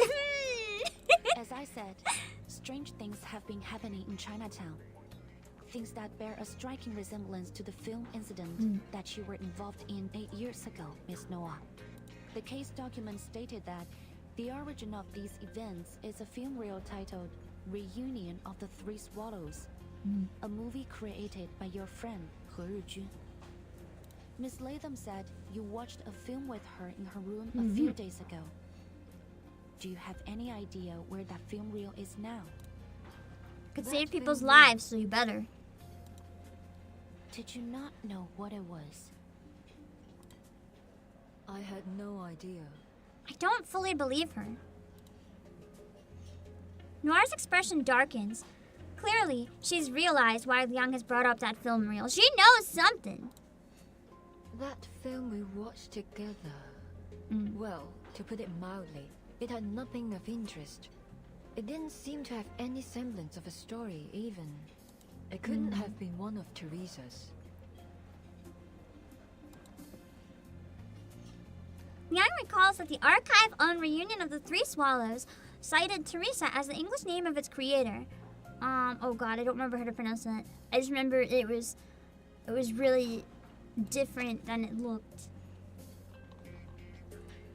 The case document stated that the origin of these events is a film reel titled Reunion of the Three Swallows, a movie created by your friend, He Rijun. He Rijun? Ish? I want to get better at my pronunciation, so gotta listen to it. Noir and He Rijun had been friends since their days studying abroad, and it seems Noir still uses that name even now. Rumors, investigation reports, and speculations flicker through Liang's mind. But seeing the somber look on the woman before her, she decides to set them aside for now. Maybe the original content has been contaminated. According to the Foundation's records, the film reel has two abilities. Someone could have wrote over it with like corrupted stuff. The play ability allows it to conjure its contents into reality in a form similar to a movie image, which accounts for the hallucinations and phantoms the victims God, this just reminds me. I don't watch much, but whenever all of Pam family gets together, they really like to watch Doctor Who. There was a Doctor Who episode very recently, one of the newer ones, that had like a film reel that was super cursed, and it's kind of reminding me of that. I actually want to see a crossover. Like, if there's more collabs in the future, I want to see a collab with Doctor Who and Reverse 1999. I think it would work really well. The record ability captures the souls of those in the same effective range as play, and the victims lose a part of themselves, like their sanity or their memories. The case document doesn't mention anything about contamination, but my guess is that the souls recorded by the film have polluted the original content of the film. Shame on them. Whoever's behind this. Yeah, I think Doctor Who is an inspiration, at least for the like self-contained events. And I think it'd be really cool to see the two of them interact. Really, really cool. I want to see like Tennant meet Tennant, like specifically the Tennant Doctor. Noir mutters a curse, and both she and Liang fall into silence. Meanwhile, Lin and Loggerhead look utterly lost. It'd be really cool too if the collab could be a two-way collab, like a Doctor Who episode featuring characters from the game. That would be amazing. Wait, what are you talking about? Can you explain it to me simply, please? I feel like Regulus, based on their outfits, Regulus and maybe Verdun, I don't know. Be kind of hard to pull off in live action, but like Regulus and Matilda and like Tooth Fairy could work pretty well. Miss Noah didn't know that film was a reunion of the Three Swallows. So naturally, she didn't take it. That's true. He would see the suitcase and be like, oh my god, is that a TARDIS? I think she's telling the truth. Really? That's great news. No one responds. Loggerhead looks around and slowly lowers the arm she raised in premature celebration. Oh, right. The film's still missing, so it's not great news. The important question, anime Doctor Who or live action reverse 1999? I think live action reverse 1999 could be really fun. Where it has that more realistic tone, I think they could pull it off for some of the characters. But at least Noir wasn't up to something when she made friends with me, right? That's definitely good news for me. She turns to Noir. That means we're still friends. And friends help each other. Oh no. Liang said that the film could cause some problems for you. Let me help you find it. I'll catch that thief and take the film back to the ACD. Then you'll I be think safe. Noir's just hiding the Clear my film. name, and the problems in Chinatown will be solved. That's 3 birds with 1 stone. Genius, right? You know, Miss Latham, this is what I like about you. You always speak your mind. Even when it's inconvenient for me. That's probably what she's thinking. Her eyes squint a little as she curves her mouth into an unexpectedly gentle smile. Our relationships are so complex, aren't they? That's what makes them so intriguing, captivating, really. A constant source of inspiration. She's changing the subject. But sometimes I feel that life is better kept simple. Wouldn't you agree, Miss Vigil? That's a very roundabout way to say no. Agreed. There are certainly simpler ways to say I'm suspicious of you, and I have no intention of cooperating. May I ask you another question? Please. The rumors about CO7, which ones are true? I don't think a few old stories will help you solve the case. I might. It's not only for the case, but for my own curiosity. Then that's just rude. When I said I was familiar with your works. I really like them. And this question matters a lot to me as a fan. I see. She's very British. She is kind of. Not honest for a moment. Case, I really don't think you should know the truth for your own good. I appreciate your love for my works, but it's not a good idea to dig too deep into what went on behind the scenes. Which implies she knows something that she thinks will hurt us if we know it. Just enjoy the stories for what they are. Otherwise, the magic will be ruined. She gives a slight shake of her head, but a flicker of contemplation passes through her downcast eyes. Well, I can tell you Cantonese one people are thing known that for might being very interest you, direct and though. lax. Well, she's not right now. Huh.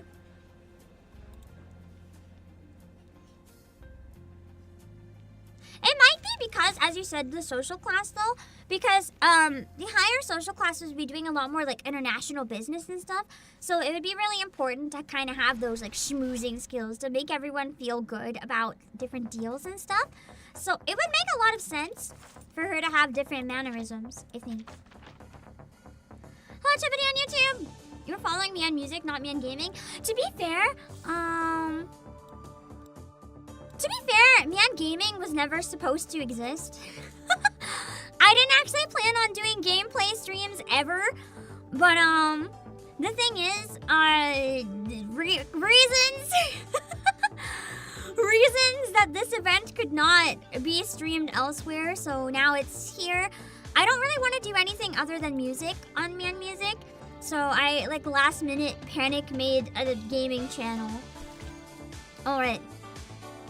I'm gonna take a break, go refill my water, go to the washroom, then we'll come back and play for maybe another hour and a half or so, and then once it reaches around that point, as soon as I reach a good break, I'm going to leave, and yeah. Yeah. We'll leave the music up!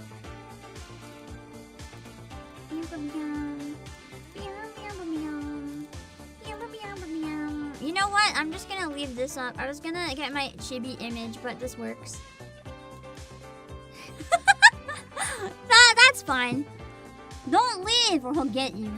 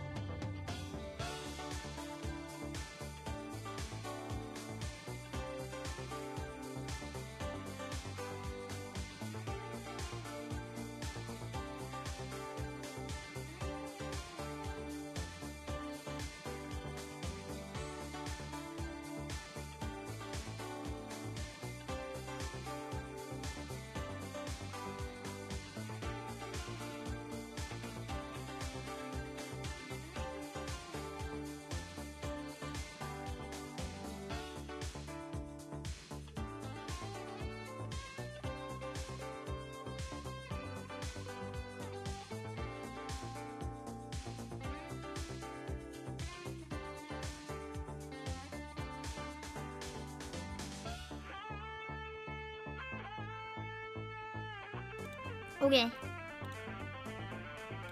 We're back! Let's see. I would have liked to get to the end of maybe, I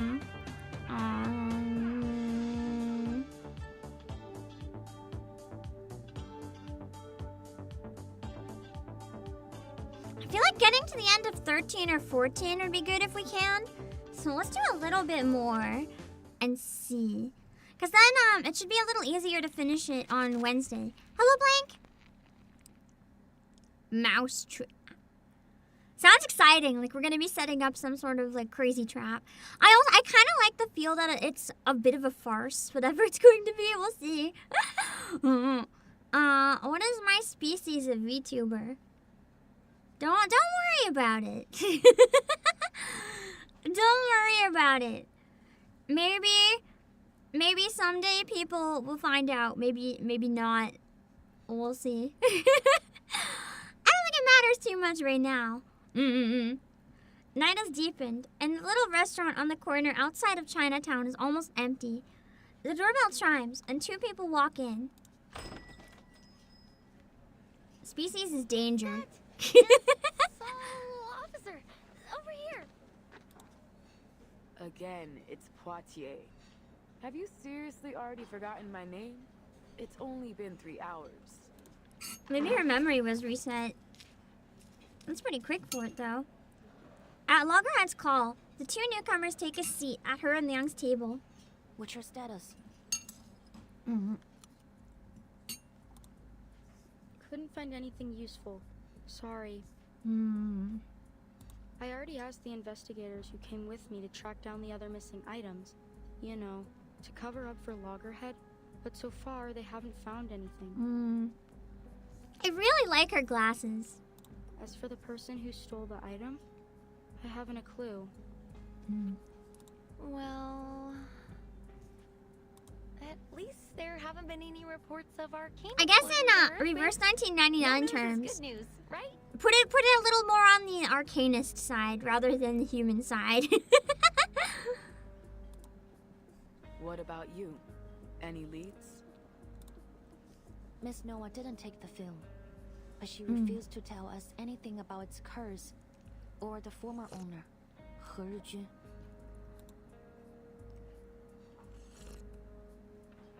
She lets out a deliberately dejected sigh, withholding the final message Noir gave her. I'm curious, what would I even look like with glasses? I don't even know. Curiosity wins. They're not gonna stay on, but I need to know what I look like.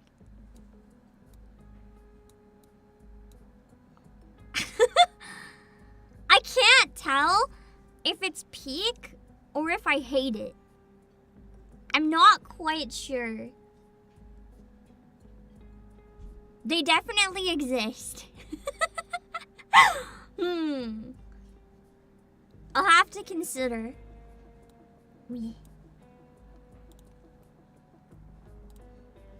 Looks like I'm the only one who has good news.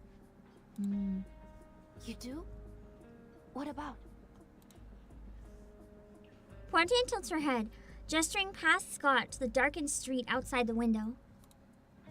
The illegal trade of arcane items. You told me to keep an eye on it. Must have found the I film. contacted my guy who tracks all that stuff. Told me about this trader called Pug Dog, a middleman in the black market. Pug Dog! He was pulled over for speeding this morning, but he actually paid the ticket right away. Can you believe that? I wouldn't be surprised if he shot the police car and ran away there. He paid his ticket, and you're surprised that you're like, he should have shot the police. Listen, the man's at least abiding with some laws here. Give him a break. An outlaw suddenly behaving himself. Might mean he's trying to hide something really big, though. He must be up to something important. Something big enough to make him avoid getting into trouble over a speeding ticket. The officers thought the same, so they tracked him to this stolen car, right? Well, guess where it's headed? Here. Chinatown. I mean, it could stop anywhere on the way. You don't know for sure it's going here. It's just the same direction.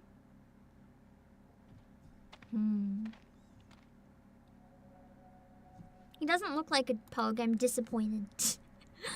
A man with a deep, jagged scar across his brow saunters under the moonlight. At last, he stops, slipping into a darkened alleyway. He has no idea that 4 silent pursuers are lurking nearby, hidden under a rookie vigil's silent shadow arcane skill. What's he doing? Waiting for someone's my guess. A middleman for the arcane black market. So he probably has the cursed film. Hmm. And now he's planning to sell it to someone. We should get him now, before the film's sold off. Come on, this is our chance.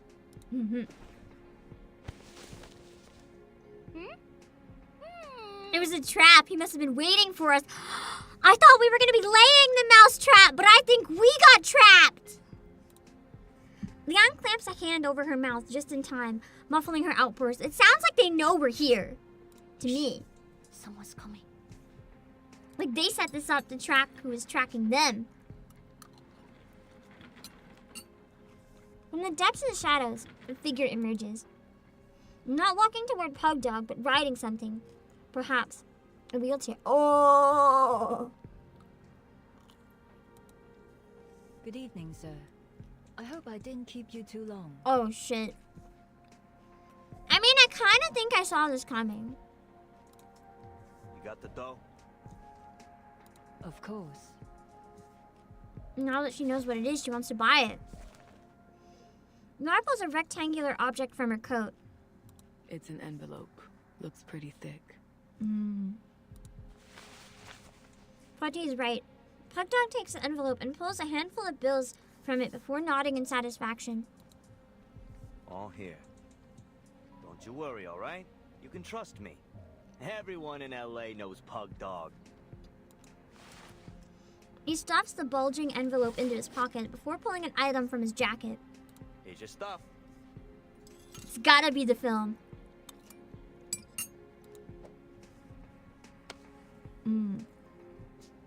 The item cuts an arc through the darkness, landing precisely in Noir's waiting hands. I like customers like you. Generous and to the point. All right, I'm out of here. Pleasure doing business with you. And hey, feel free to call me again. He scans the area before turning back to Noir, lowering his voice. Seeing as you're a good customer of mine, here's a bit of advice. Watch your back on the way out of here. He knows we're here! What do you mean? Oh, shit. I mean, we might as well just stand up and confront her. She already knows we're here. But Noir doesn't get the chance to press further, because you're under arrest! The moment has come. Liang strides out from the shadows. Sorry to interrupt, but neither one of you will be making your own way home. Miss Noah, Pug Dog. Imagine having to arrest your hero. That would suck. Hold on, my internet. Oh, is it fixed? There might be a brief blip coming up, but it should be okay. Don't worry. I'm afraid you'll be coming to the Arcane Affairs. That's a great CG. Great music too.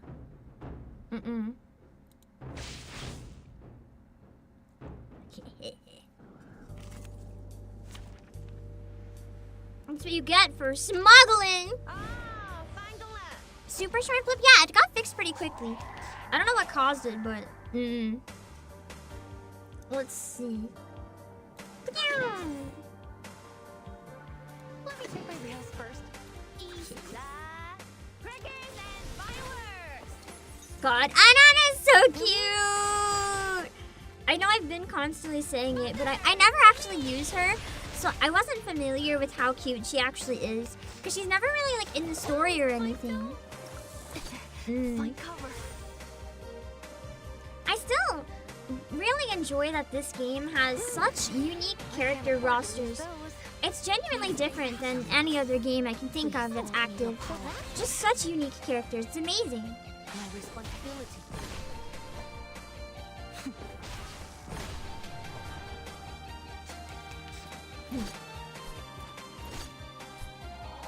Let's see.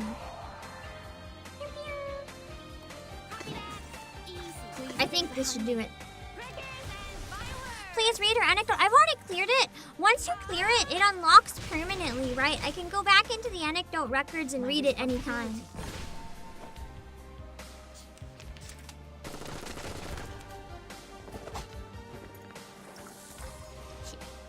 Did. I haven't been able to read any of the anecdotes, but I'm glad that you can at least save most of them for later. Ow!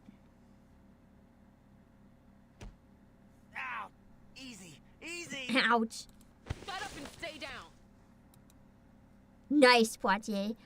Pugdog's attempts to fight back have been utterly useless. Miss Noah, could you show me what he gave you? Go ahead. She hands a dusty gray box to Liang. Inside is an ordinary-looking film reel, but Liang can feel the vessel containing Chang'an growing warm against her skin. Oh god! Super 8mm. This must be it. Hmm. Reunion of the Three Swallows. He Yujin's final work. The culprit behind the strange happenings in Chinatown. So it really was going around again. Yet for now, it lies quietly in her grasp, docile and unthreatening. It can't be this simple, though. We're only halfway through the event. So there's no way it's just like, oh, she's evil, we did it, woo, story's over. That was easier than expected. No, it can't be. Tracked it down.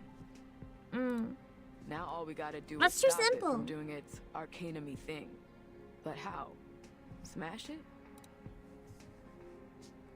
Before Liang can respond, Noir voices a polite opposition. I don't think that's a good idea. Why? I have to admit, Miss Noah's right. Arcane items need to be handled with the utmost care. No one knows what will happen once it's broken. It could make things worse. Fine. Let's take these two back to the office first.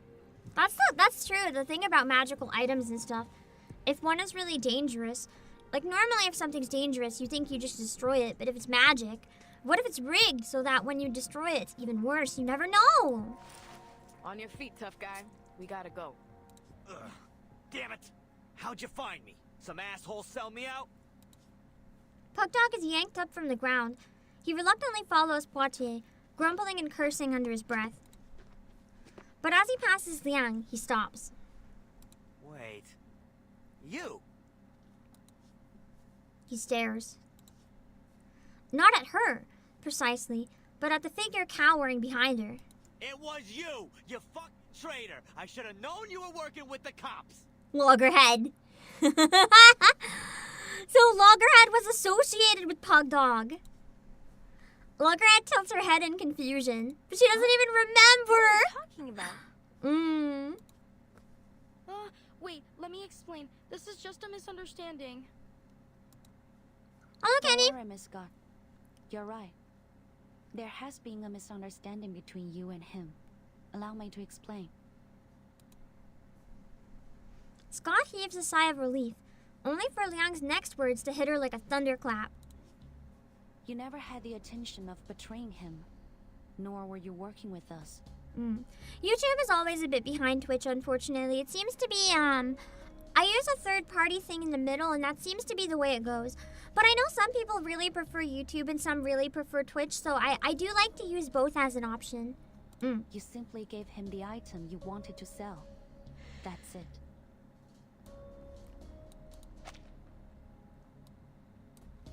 Oh. Oh, no.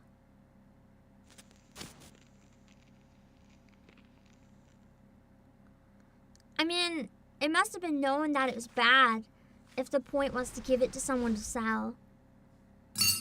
Dang. Project gone awry. For you, Twitch is faster? Yeah, Twitch is usually faster, I think, by a little bit. YouTube's a little slower. I think there's one thing that I have enabled that I can try to fix next time. Like some sort of long delay on YouTube. I might be able to turn it off.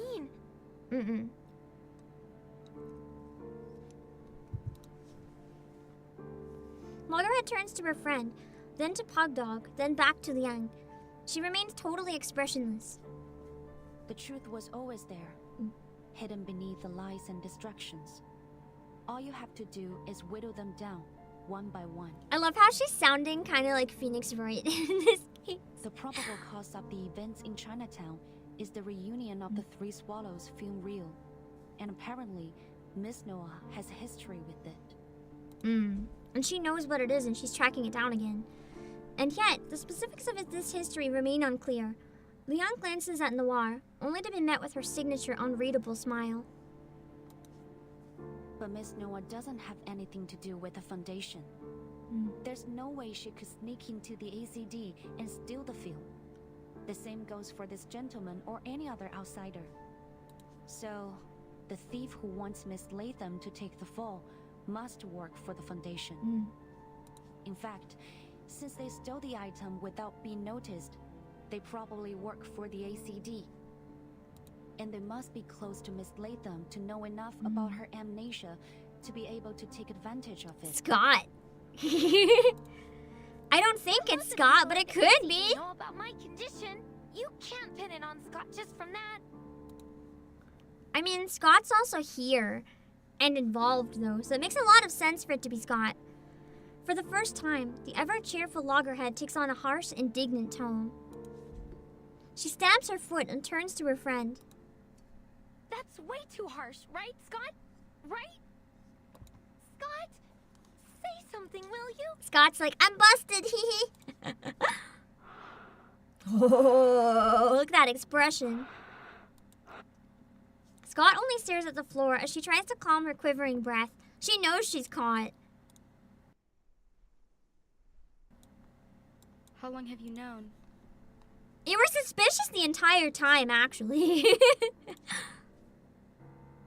Scott has finally managed to force out a few words. She almost tricked us for a while, thinking that, wait, maybe she's legit now. Since Miss Latham said you were good friends, with all due respect, your plan was far from perfect. I knew it. You brought me along so this guy would call me out. Then why'd you come? After a long sigh, Scott lifts her head, speaking with a resigned kind of ease. You're right. I messed up. My plan was far from perfect because, well, I couldn't stick to the so-called plan since the very beginning. I didn't know the Foundation was already investigating the theft until after I'd hidden the items in Loggerhead's room. Then I had no choice but to use this idiot as the scapegoat. I never thought she'd accidentally bring the film to LA, or that I'd be ordered to investigate the case. Unfortunate. I wonder if they ordered her because they knew.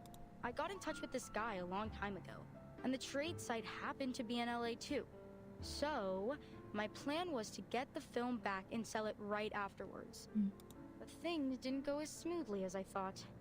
I shouldn't have gotten greedy, or been so nice to this dummy. She shoots a piercing glare at Loggerhead before quickly looking away, whether out of disdain or avoidance is unclear. But... Poor Loggerhead was used! We're friends, aren't we? She was using you, precious child. Her voice is as fragile as brittle glass. Scott shatters it with a scoff. Friends? Don't be ridiculous. I don't know how you can act like nothing's wrong when literally everyone is laughing at you. And the fact that they thought that I was one of your kind. That's so mean! I love one. What an insult. I only hung out with you because I had no choice. Scott's an asshole.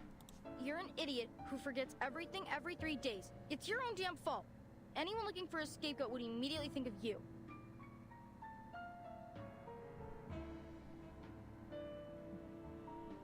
On the bright side, Loggerhead will forget this conversation in 3 days. I won't have to live with this trauma. Quit it. I don't want to hear any more of your BS. Scott scoffs once more, refusing to look at her friend for even a second. Hands up, Miss Scott.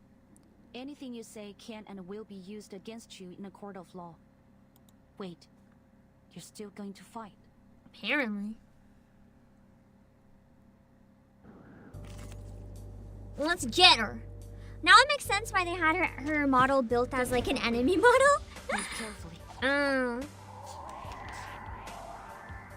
But how? She doesn't have the reel anymore. How could she summon these monsters? She's been deeply corrupted. The ghost plagues have latched onto her. She didn't summon them. They were always lurking within her. So it sounds kind of like what happened is that they're possessing her to do this in a way. Get away! Stay back! This isn't over! I haven't made her acknowledge me! I still have a plan. I still... Her mind is starting to unravel already. Poitier, we have to take her down. Let's get her. I feel like probably taking her out before them is good because if she can just resummon them, then I don't think there's much point to like taking them out right away. I can't afford to please things behind me. Crickets and fireworks! Oh, so that's what happened. You won't get away. Oh.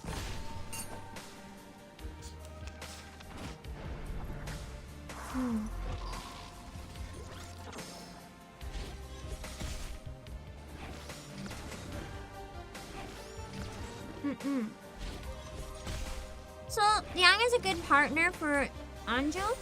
I always use Anjo with Flutter Page. I look kind of a...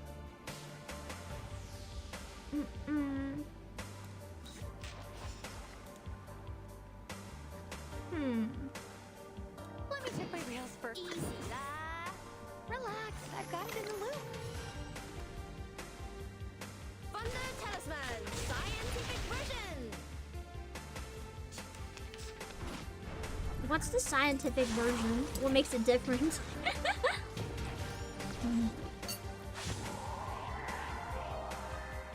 BGM is really fun. It just makes me smile. Please let me your power. I'm starting to increasingly think that Anan Lee is not in this event and her anecdote was just a coincidence. Easy, that's so cute! Ah! Anyone? Hello, Noir.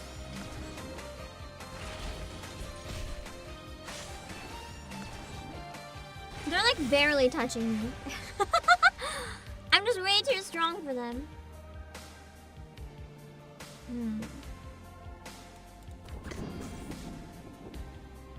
Wait. Please stay behind. She powers her talisman using her ghost busting device. Yeah, it's so cool. I wonder how that works. The ghost busting device. I mean, I guess her arcanum device, but yeah.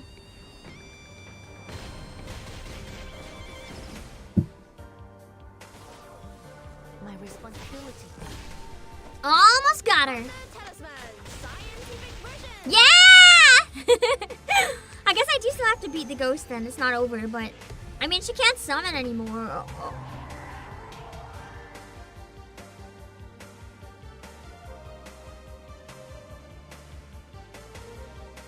It was the other way around. Shit! No!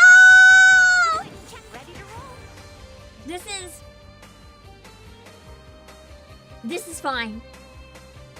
This is fine. Please let me your power.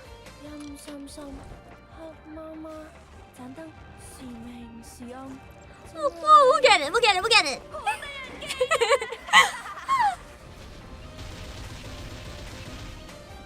I'm still strong enough that there's no chance I'm gonna lose this with 20 rounds.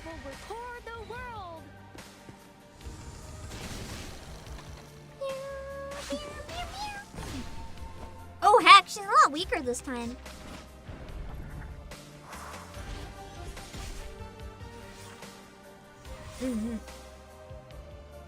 Let's see. I can't afford to lose those. What do I want to use? I guess I can use it on. And then use the really strong debuff. Mise en scène? Leave it to me.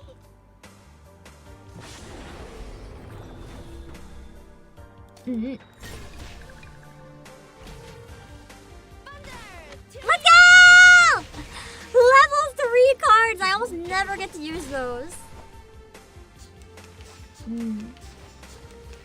The Ghostbusters backpack sees particle accelerators? She probably doesn't have a particle accelerator, although in this game you never know. Maybe she does have a particle accelerator. Please let me your power.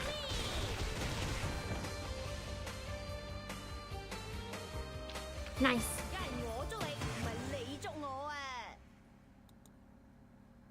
Okay. And last, Scott gives up her resistance. Liang pushes her towards Poitier's patrol car parked around the corner. As they're about to step out of the alley, Loggerhead calls out. Wait! Scott! I have to know, why did you steal from the Foundation? Does it matter? Yes, it does, actually. I'm really curious. Scott turns back, laughing coldly in disbelief. Would you feel better if I had a reason? Oh, please. Your ignorant, stupid little brain makes me sick. She's so mean. It was for the money, of course. And to prove to the others that I'm not a bloody fool like you. Why is she like this, though? Like, I wonder if she's been through some sort of trauma, or if, like... if she's just... a sellout. I don't know. Imagine the shock on their faces when they discovered that I did what none of them could. Those so-called unbreakable arcane security skills were easy to deal with as long as I feel like they might go into her stuff more in the main story. We'll have to see.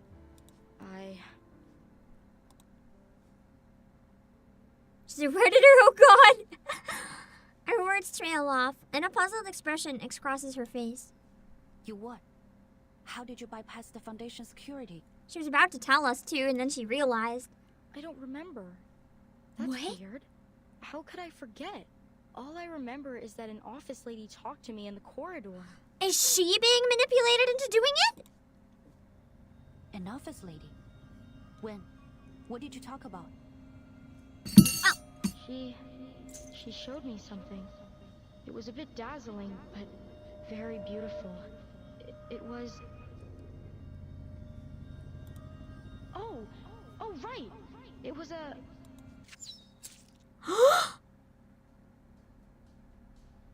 A razor-sharp silver needle slices through the air, cutting her off in an instant. Did someone just kill Scott?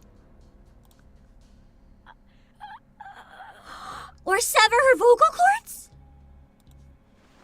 She raises a dazed hand, her fingertips touching the foreign object lodged in her throat, not understanding why her voice has suddenly vanished.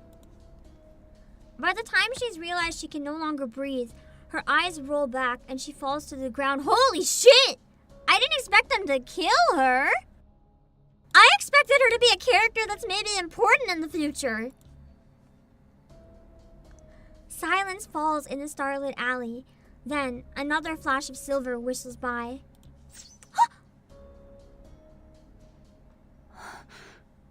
Someone's trying to kill us! A sharp pain blooms in her palm. She looks down to see a sharp silver needle pierced in it. The film slips from her grasp. Shit. The reel rolls across the ground, clicking as it hurtles into the darkness, until a gloved hand picks it up and brushes it off. Who do we know that wears gloves? Noir? Still intact. Oh shit, Lynn! You've got no idea how long I've been looking for this. You are... Hey there, kid. We meet again. Oh, I know, that's the actress! Okay, it's the actress. I mean, we did say that she had, like, the exact same power. I did say that from, like, the beginning. Then it was a little suspicious. The once famous star smiles at Liang with ease, with an easy, friendly charm. Scott! It's nice they only killed Scott and everyone else got off scot-free. I hate you! The universe is scot-free now. No fucking way. Is she dead? Yup.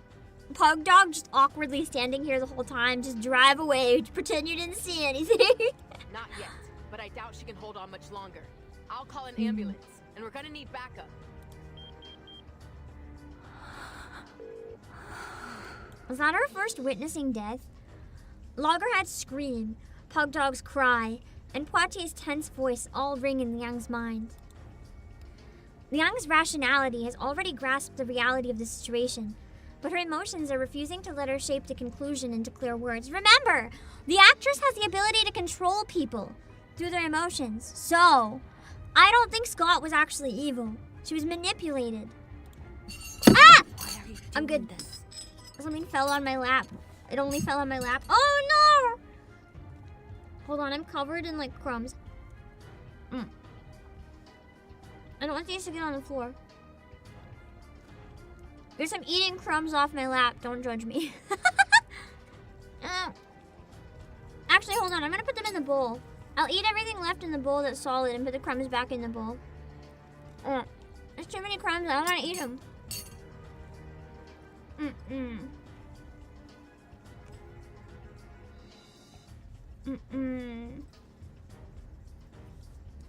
Yeah, it could have been much worse. I'm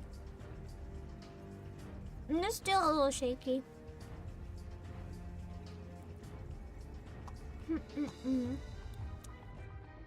I'm extra prone to bonking stuff when I'm a little shaky. What are the crumbs of? They're like burnt breadcrumbs that were covering Brussels sprouts. Okay. When Lager had posed a similar question to Scott, Liang had questioned the inquiry. There's no need to ask why evil chooses to do evil. What's wrong is wrong. Evil must be eradicated. Ghost plagues must be purged. And that was the doctrine drilled into Liang since childhood. But now, she finds herself forced to ask the same thing. Tell me. I need a reason. Oh, she doesn't have a reason necessarily. It's my old friend that you should be asking. Noir? Liang watches as Chixing's smile fades and her face turns steely. Long time no see, Noir. Yeah, it's been a while. Maybe they... They might have worked together to cause the crimes. The last time we saw each other was in front of her grave, if memory serves.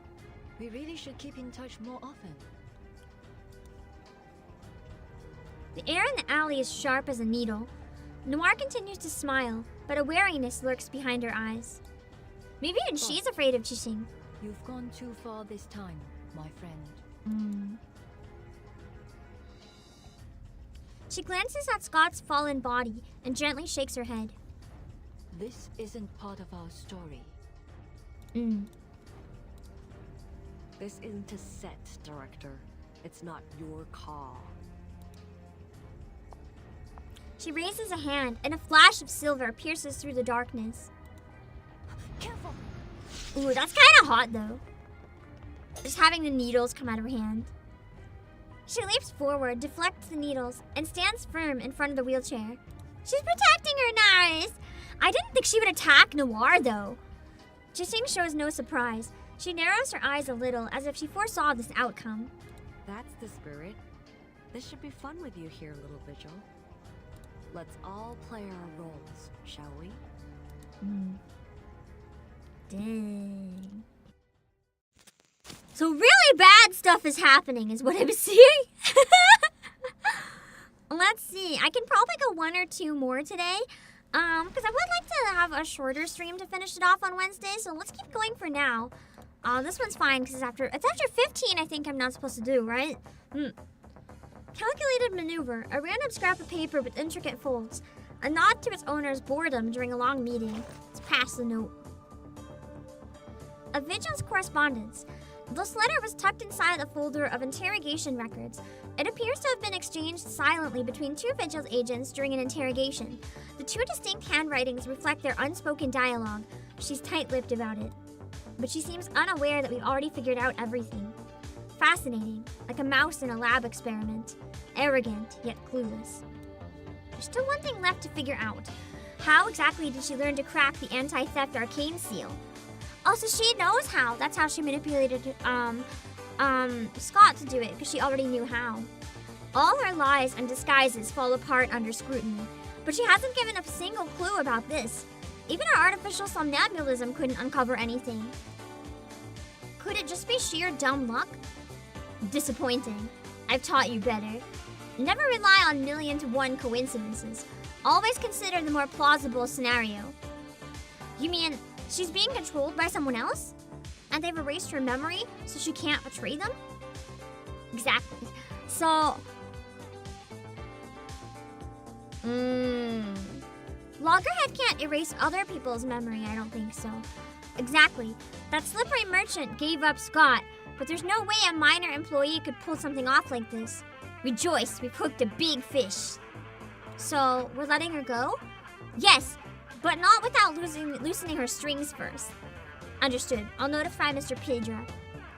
I trust he'll ensure Miss Scott feels completely at ease after some subtle adjustments. You know, erasing her memory again. So she doesn't know what she's done. Good. You're a reliable assistant, Billy. The second writer seems about to reply, but left only a hesitant pen stroke. Okay. Let's do 14, and then we'll see if we're gonna do 15 today and ignore the thing, or if we stop after 14. Can we use the camera dolly this time? Mm-hmm. It'd be fun if she does end up being playable, but the villains usually don't, so... I doubt it.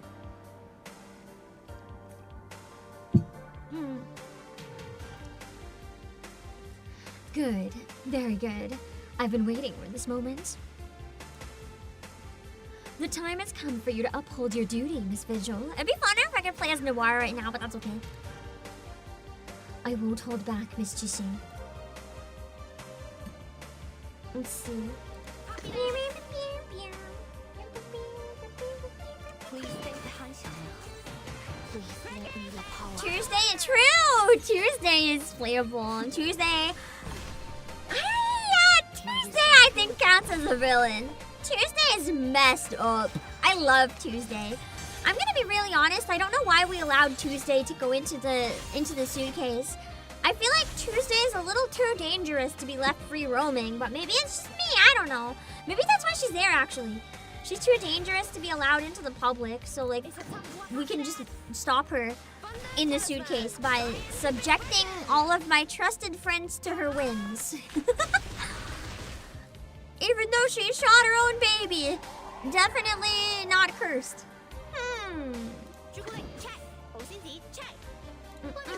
Please stay behind me. Cause she's hot? Okay, but would you invite her because she's hot? I would. I'm just saying, that's a very good point. Tuesday's gotta be... I don't know, maybe I'm still wrong and maybe you guys have different tastes, but I still think Tuesday is like easily the hottest character in this whole game.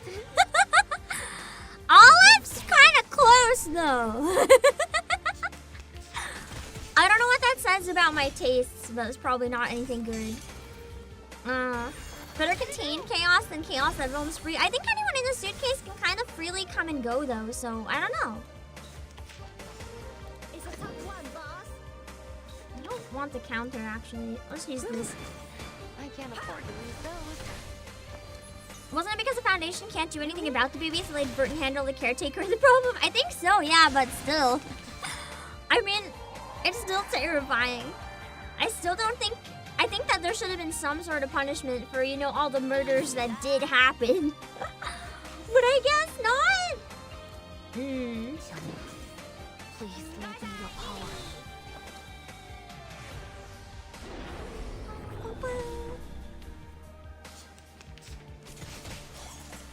Almost got her. She's actually doing decent damage on me this time. She's not weak. Off the projector. I don't even have a healer on this team, but I just figured I'll be okay.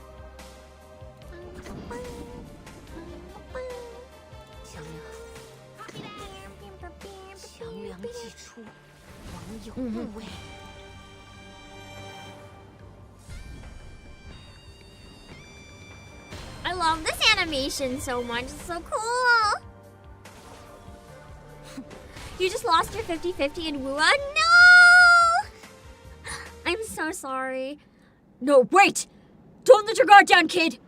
She's not down yet! Oh, shoot. I don't have a healer! power. It doesn't look like it's hers.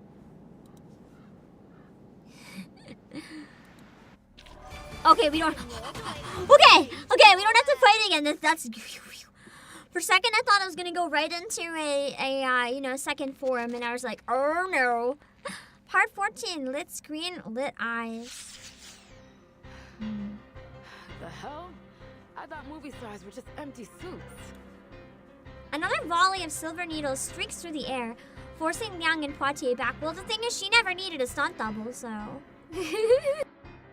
any movie star who can do their own stunts is terrifying. Qixing stands at the center of the alley. Though seemingly trapped between Miann and Poitier, she skillfully uses their positioning to her advantage.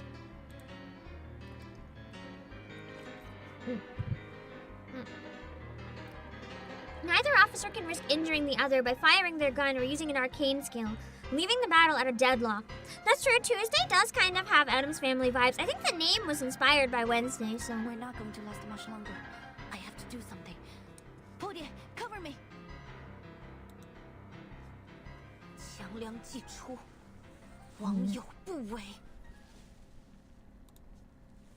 With the ritual vessel with the ritual vessel of Chang'nang in her hand, Liang recites the ancient incantation, each syllable clear and deliberate. Qixing looks momentarily stunned. This is the beginning of an incantation. Liang knows that more silver needles could come flying at her at any moment. She has to somehow buy her time, because an incantation, that's the one thing about mages in games. While you're casting, you are vulnerable. I almost knocked it over again. For a brief moment, hesitation creeps over her. As a child, she sat before the screen and watched this figure over and over again, her eyes filled with admiration. She had mimicked her arcane skill countless times. Now she has to, like, kill her hero. Dang. But she never imagined that, one day, those dazzling silver needles would be aimed at her. But she's strong. She can handle it. Yet, she still speaks the final words of the incantation. With these words, an ancient contract will be upheld, and the Shengjian beasts will be called upon to devour all evil, as is her right as the descendant of the Liang family. At least, that's what's supposed to happen. Maybe she's not actually evil, so it's not coming out. What? But the alley remains as empty as it was before. Hey! Rookie, watch out! Oh no, I got her! Someone pushes her... No, don't kill Poitier, please! Someone pushes her aside. She hits the ground hard, a flash of silver, the sound of shouting. Don't kill Poitier. Then blood. A body falling. A sticky sensation. Warmth. Chaos. Ugh. Do not like those kind of noises. The events that follow are hazy in Liang's memory.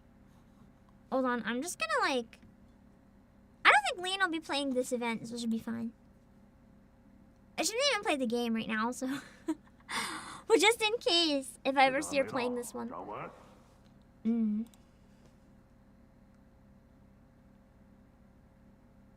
A sharp reprimand shatters her haze, pulling her back to focus.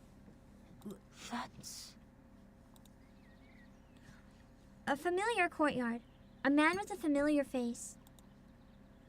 In front of him, a little girl stands in a horse stance, sweat rolling down her forehead.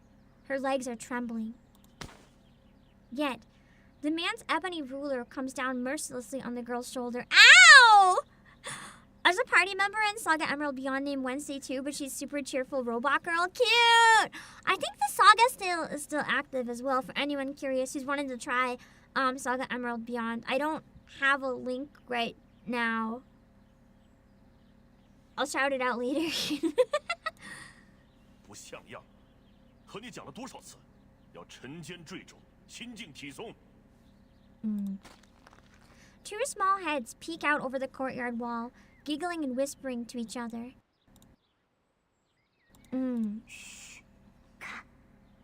就要撑不住了。嘿，活该，谁叫他向老师告密的？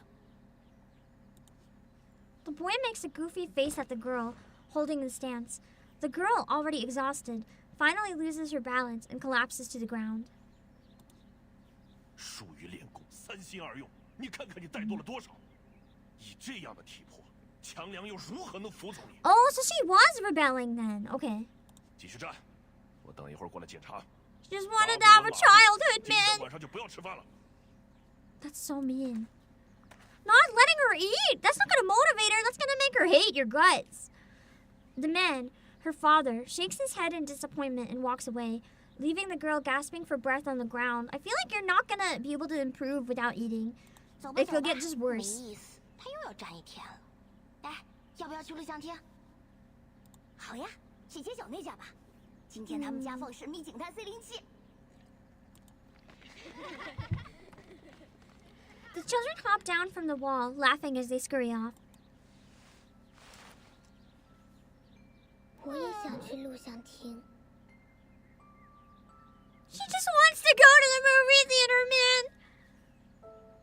No one hears her voice. No one but herself. I remember it now. I hated Qiangliang when I was little. Because you don't get to choose if you have that type of destiny. About the 12 Zhenzi, the master of Qiangliang, fighting the wicked and dispelling evil, fulfilling the duty of my inheritance. I was only a child. It was all too difficult for me to understand. The other kids hated me. I was a traitor. A class president who took the side of the adults and enforced the rules. They'd all hang out and have fun together, while I was left alone. Their lives were simple. I wanted that. It always seems to be a grass is greener situation when there's someone who has like either they're born into some sort of like situation where they have extra powers or extra access to something, or even just like a lot of skill. It's always that thing where you wish you had it if you don't have it, but then the people who have it just want to be normal because they don't ever get to experience what it's like to have a choice. Oh, she tried to run away. 一角、两角、五角。 Her piggy bank lies smashed on the ground as she picks through the shards to count every coin. Amidst the broken porcelain, half of a shattered face stares up at her innocently. 对不起，小猪。 Not the piggy!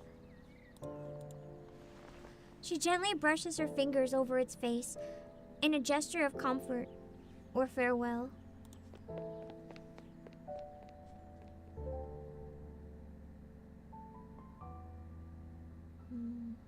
That day, I disobeyed father, gathered up all my savings, and headed to the theater.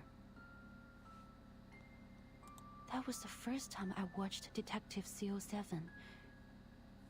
It was amazing. That must be like a tiny independent theater with just a television and some benches.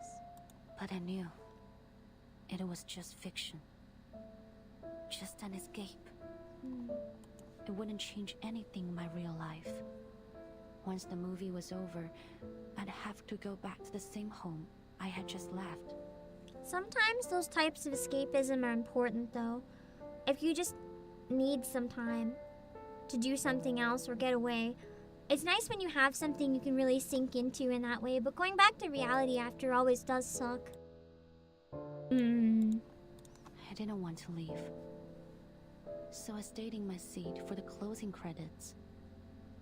But the lights didn't come on when the credits ended. Rather, the silver screen lit up again and played something. Oh? Was there something dangerous in the film, or was it like a motivational thing maybe? From the actor? Behind the scenes? It was an interview with Miss Qixing. 奇星小姐，有好多小朋友中意你嘅作品，將你視為佢哋嘅英雄。That's cute. 但另一方面，唔少成年觀眾 A little interview at the end. C07 每一次都可以擊敗壞人嘅結局太過理想化，缺乏真實感。對於呢方面，你有咩睇法呢？ Realist? I don't think you need something to be too realistic. That's kind of like the point of movies. They're not realistic, right? 現實世界已經夠殘酷，所以我哋先會喺電影世界入面尋求一個圓滿嘅結局，一個善有善報、惡有惡報嘅理想世界。如果連喺大銀幕上面，我哋都唔可以相信正義同埋公理。Because in the real world, there's not always justice. There's not always the good winning. Sometimes trying your hardest isn't enough, and you know, you don't always need that to be in your fiction. Sometimes you specifically don't want that in your fiction so that you can just temporarily forget about all that. Jishin gazes into the camera, but also beyond it, her smile carefree, her eyes shining even brighter than the stars. C07 係正義嘅代言人，係鋤強扶弱、匡扶正義嘅英雄。無論面對點樣嘅危機或者險境，佢都可以帶俾大家期望嘅圓滿結局。我希望我哋嘅電影同埋 C07 呢個角色，可以帶俾銀幕前嘅觀眾力量同埋勇氣。或者唔係每個人都可以喺現實世界成為一個真正鋤強扶弱嘅戰士，畢竟呢一條路好難行。Not everyone can be a hero. That's true though, we do have ways to become like heroes in our own lives. You know, that's the tiny opportunities. Like, if someone just needs help with something quick, or knowing that a friend or family member is like struggling, maybe like asking to help them out. Just the little things like that that can make a big difference on a small scale. It was just a short interview like any other. But I still remember every word she said. As the master of Qiangliang, you must use your power to fight the wicked and dispel evil. It is your duty to maintain the peace of the world. Qiangliang, the powerful being that had always been a blur to me, suddenly became clear. I realized that I could be more than just a hero who creates happy endings for herself and the people around her. I could be the hero who creates happy endings for everyone. Just like CO7, she was right. Not everyone can do that, but I could. Because I was Yue of the Liang family, the master of Qiangliang. On that day, the burden that had been crushing me suddenly became a blessing. Because she realized she could be a hero like she wanted to. So, and then not everyone has that opportunity. What went wrong?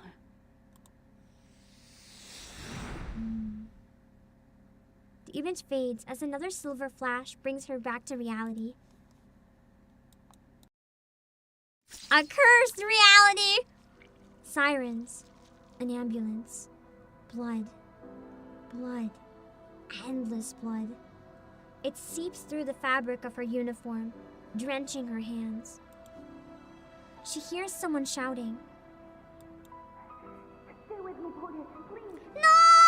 It is Portia! No! No! She's not allowed to die! How can they do this to me? And they make her so likable, and then, even though I got mad at her sometimes, they kill her. I thought you hated me. People always hate me. It's the first time anyone gave her a real chance. Now she can hear clearly. She realizes... Now that she can hear clearly, she realizes it's her own voice, hoarse with desperation. You know, whenever this song comes in, the bad shit's going down. What did Poitiers say to her back then? Blood bubbles from her mouth and nose with each painful breath. No! Look at her! But that's in the past. Forget it. We just didn't know you yet. bloodstained hand weakly pats Liang's cheek before falling limp. They fucking killed her! She's just a human, bro! You kill off the Arcanists all the time, like it sucks, but you get used to it. You're killing a human? Who actually didn't hate Arcanists for once? No. Please, Ugh, will you shut up?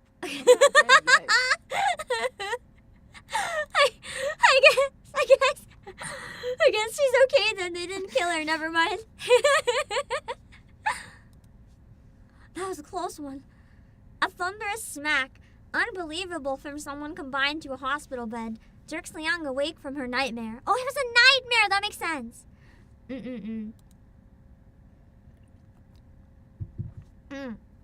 The fact they went all out with the music made me think she was definitely dead. Liang's head throbs. Dazed, she looks around, taking in the sterile white of the hospital room and the irritated face of her instructor. The hell are you doing sleeping on my thigh, huh? Ew. My legs gone numb. And clean up the drool on your chin. How was your thigh in place for her to sleep on it? Can you elaborate? Like, if she would have been passed out, you would have had to help her get there. Just kidding, boo. You're not drooling.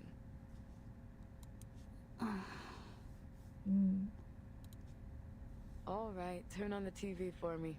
I was bored out of my mind waiting for you to wake up. Alright, I think we have time for one more, yeah. It'll be 7 today and then 7 on Wednesday, maybe. That should be okay? I think so. This one's before 15. Is this one okay? Is it the one after 15 that's a no? Like, is this one okay or is this one bad? I think this one is okay.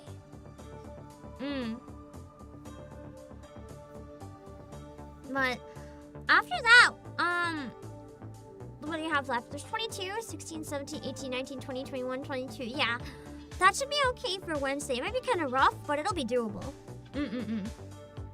I think this one's okay. One of these apparently has a pretty bad spoiler. I think it's the one after 15. Spoilers bad? Yeah. I think this one is okay. Syncing up. Welcome to the arcade restaurant. May I take your order? Let's place an order. So what happened next? After I passed out, how'd you manage to drive off the night piercer? We didn't drive her off. She left when she heard the sirens from the reinforcements you called. Chief Eldon arrived. Director Noir used arcane skills to control their puppets and guide them to you. That allowed the medics to reach you and Miss Scott in time to get you to the hospital. Sounds like we owe her a big thank you. Sorry, Miss Poitier. I couldn't stop Miss Chishing. She took the reunion of the Three Swallows. This is all my fault. Don't beat yourself up, kid. No one expected the night piercer to show up like that. Yeah, the little wooden dolls are cute. I like how unique they are. They kind of look a little too Roblox for my liking, though. How are Scott and Pug Dog holding up? Pug Dog's been caught and is in custody. Miss Scott is stable after emergency treatment, but she hasn't regained consciousness just yet. Doctors believe her coma, like the other victims, was caused by a reunion of the Three Swallows. The department has officers guarding her, but until the case is solved, we can't expect her to provide any useful information. As for Director Noir, sorry, I should have informed you earlier. She's the one who tipped me off about the illegal arcane artifact deal. Oh! That's why Chishing attacked her! Because Noir tipped us off! Noir wasn't in on it then. Okay. She was like in on it, but she was trying to like stop it. Though she participated in the deal, her honesty, cooperation, and her lawyer's efforts convinced the department not to pursue the case further. Her lawyer's efforts? Probably emphasis on that one. Typical of Hollywood. Director can go from criminal collaborator with just a few words. We should talk to her again.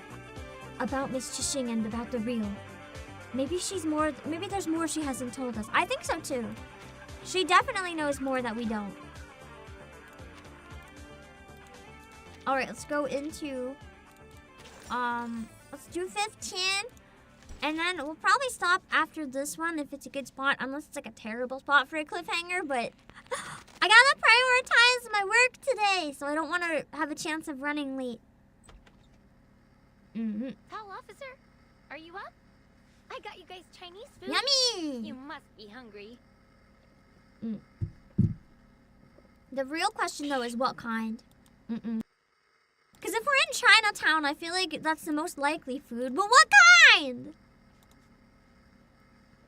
The two officers are both staring intently at the television screen. The paper cups in their hands are crumpled tight.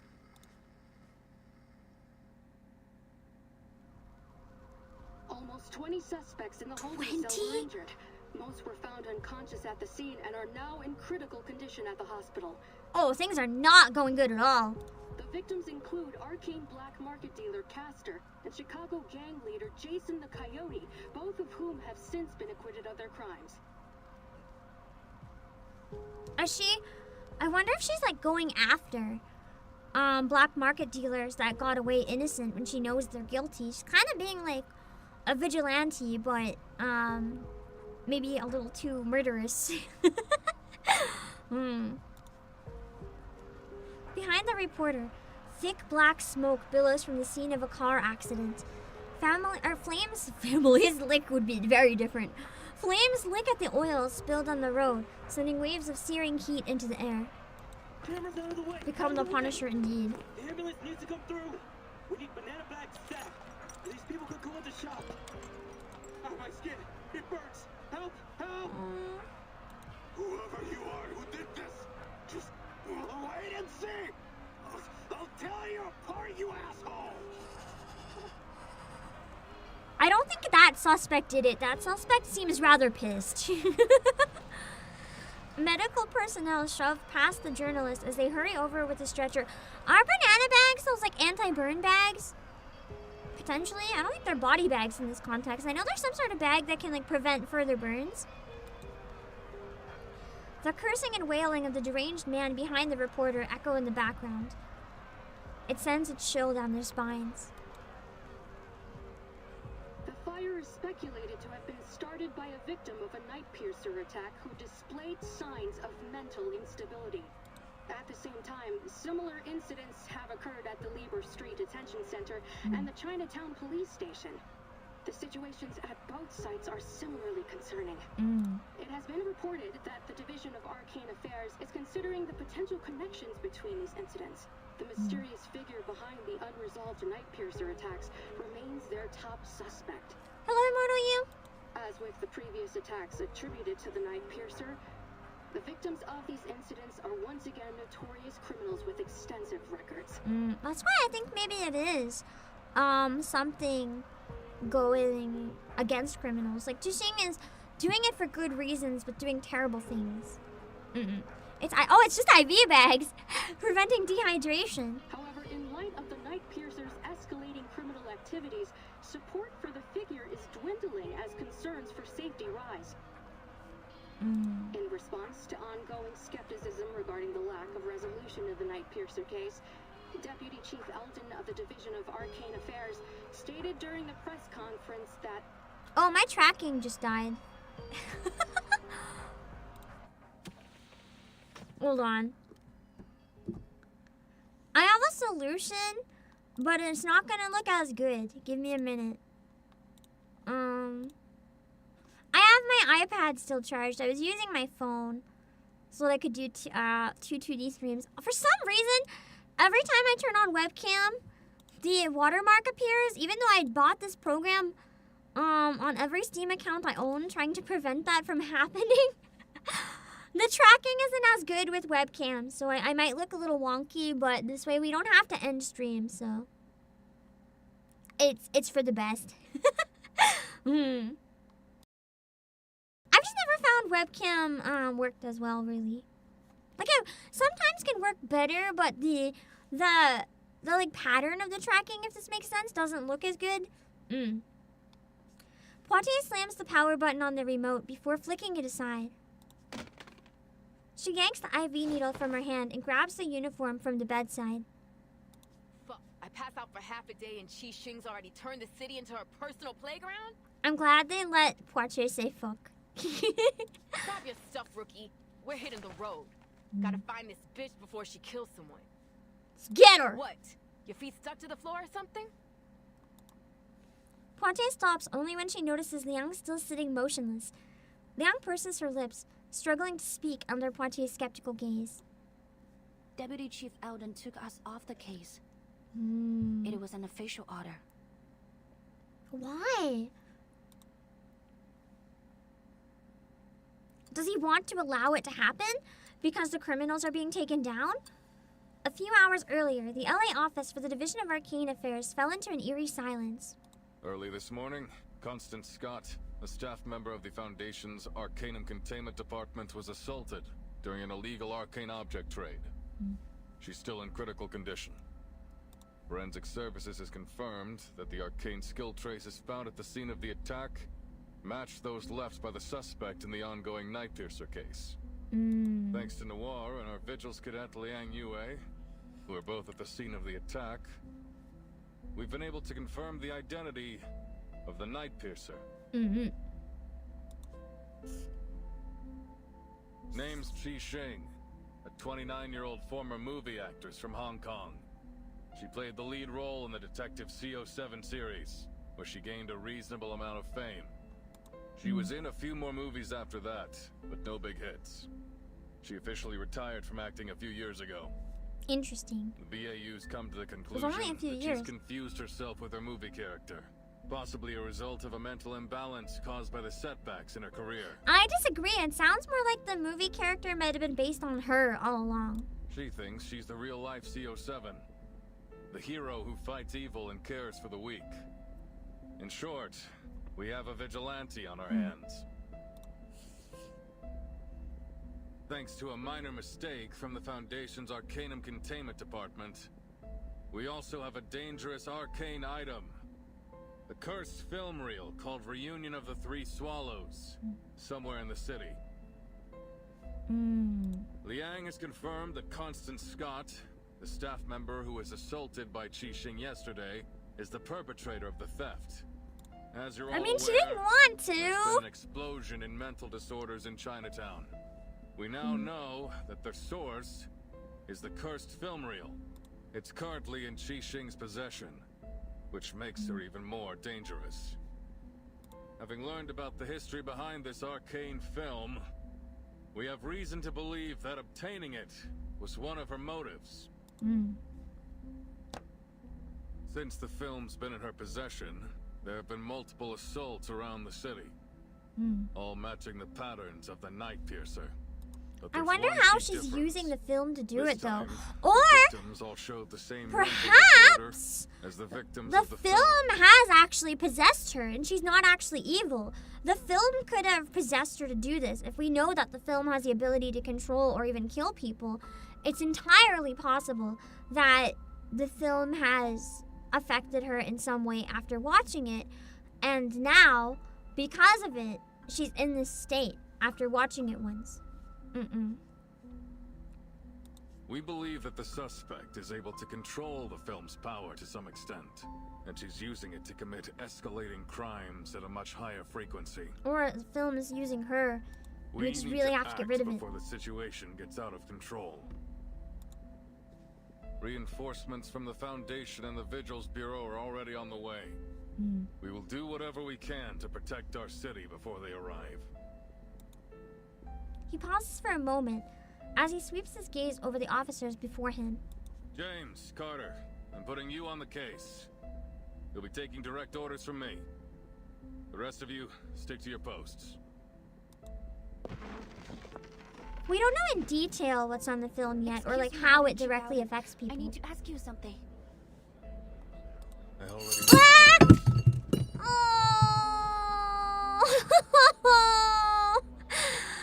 That's all the crumbs on the floor. I'm gonna have to vacuum. Yeah, I'm gonna have to vacuum before I work now. Fuck me. There's a lot of breadcrumbs. Well, once it fell on my lap, I'm just gonna shove them on the ground. I got my PS5 controller. Oh god. Oh. Man.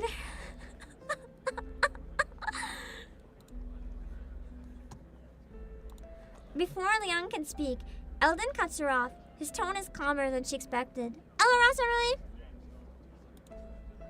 You and Poitiers saw that something was going on in Chinatown and started an investigation yourselves. You found the culprit behind the ACD theft and stopped an assault that could have ended much worse. You've done a great job. But then his tone shifts. But there's one key thing you failed to do. You had a chance to apprehend the Night Piercer right then and there, but somehow she slipped through your fingers. According to your report and the witnesses' statements, you failed to summon your legendary beast when you confronted the suspect. True. Forgot about As that. a result, not only did the suspect get away, Chief but Hunk your Beef partner Slap. sustained an avoidable injury. What the fuck? I need my best, most reliable officers on this case. I still hate this guy. After a brief pause, he delivers his final verdict. Sorry, Liang, but you don't make the cut. The two of you will be excluded from the operation. I can understand rationally why he did what he did, though. But she still doesn't know what happened or why she couldn't use it. This is bullshit. He can't cut us out. This is our case. No, we are doing this. Illegally? Calm down, Miss Putty. Miss Putty? Potty? Fine. The doctor said you have to stay Can in she bed just for at not least say her a few name? I days. feel like there's any other number of names you could say other than Miss Potty. The name's Poitiers, and I'm fine, okay? Oh, so it is Poitiers. I thought it was French. So I've been saying Poitiers. And just thought everyone has been getting it wrong, but I guess it was Poitiers. Okay.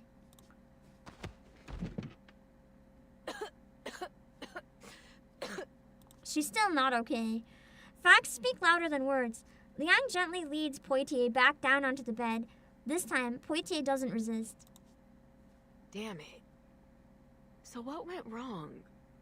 How come your friend, Tang Leng was it, didn't show up?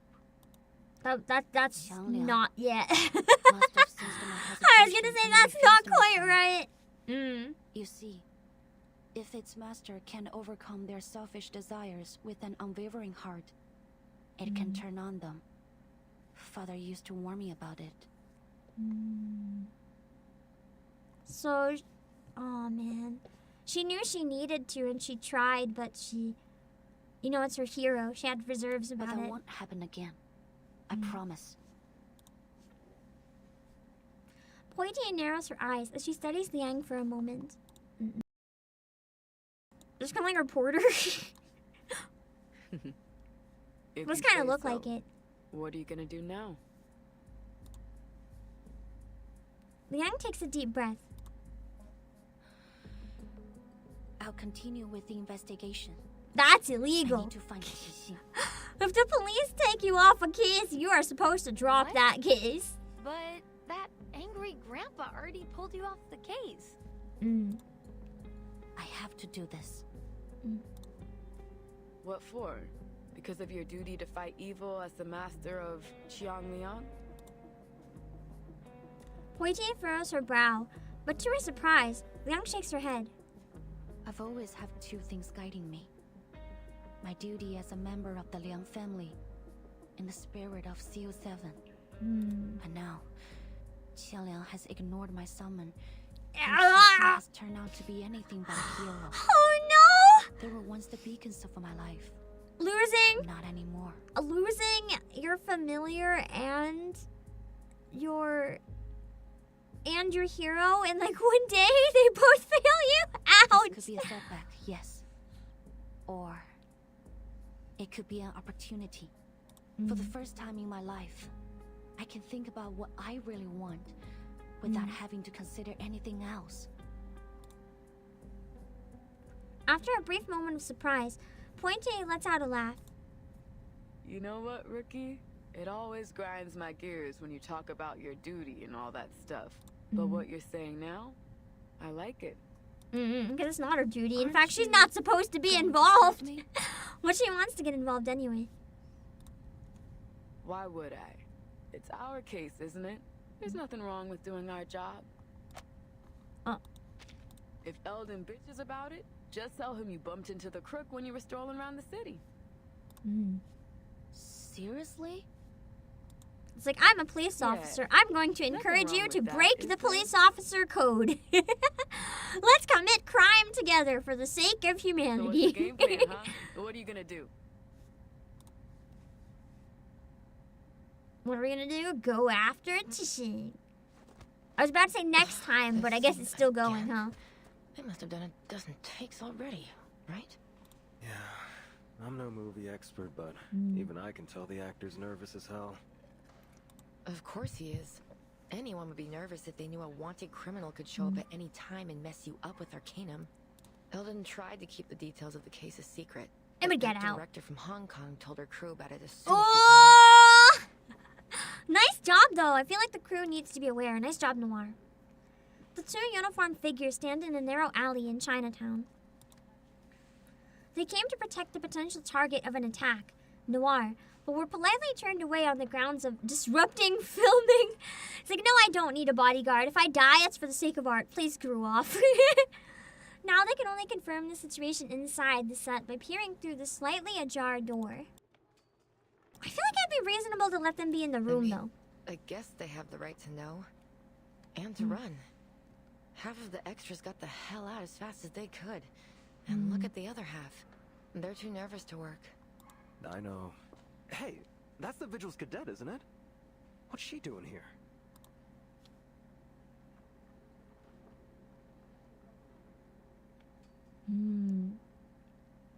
I guess she has a feeling that Chixing might show up to the filming location. Perhaps. The officer said you're here to help, is that right? Excellent. So might as well stake it out and help more with the movie. Let's get you in costume. You can't. I mean, I guess if some of them bailed, it makes sense. I was gonna say, you can't just show up on the day and be like, cool, we're gonna invite you to do the movie. You're either scheduled and she failed to show up and that's terrible, or like she shouldn't be here. There's no in between. Noir greets her guest with the usual amiable smile. Having reached an agreement with Liang to cooperate in an arrest, Noir has not been charged for her illegal trading of the arcane object, even though she probably should have been. After being released from custody this morning, she immediately returned to filming. I'm more than happy to help. But first, I have something important to ask you. Noir pauses. Right to the point this time. I see. I don't think there's any need to tiptoe around each other anymore. Could you answer me directly this time? What happened between you, Qixing, and He Rijun, the creator of Reunion of the Three Swallows? How did she die? Why do you and Miss Qixing both want that film? And why is she doing this? All the stuff we want to know. Noir looks at Liang, her usual smile fading slightly. What do you plan to do with my answers? There's no law against solving a case on vacation time. I beg to differ. To me, it seems kind of like we were told, hey, stop getting involved. To Qixing, I'm probably just another fan. But to me, she and her character means something. I need to know why. I have to arrest her and find out the truth. Maybe I can still fix things, but Miss Noah, I need your help if I'm going to do it. This time, Liang says exactly what she's thinking. She holds her breath as she awaits Noir's response. You mean you want to know more about her? To peek behind the scenes? Learn what really happened behind all the moving magic? I told you it's not a good idea. We create works but not we need just to to express know. ourselves, but to entertain. Oh, that light scared and me. When we release them to the public, we open ourselves to all kinds of commentary, whether they be sweet or bitter. But the people behind the characters, behind the production. They are not for entertainment. Their lives are not fiction. Thank you! This is one thing that I wish would be acknowledged more in general, whether it's like Hollywood or voice acting or like VTubing even, whatever. It's like there's such a normal thing that whenever somebody gets like doxxed or harassed or stalked or whatever, people are like, oh yeah, that's part of the job. You know what you signed up for. It shouldn't be part of the job. No one should ever have to go through that. It's wrong. It's wrong. Is that a no? I haven't finished.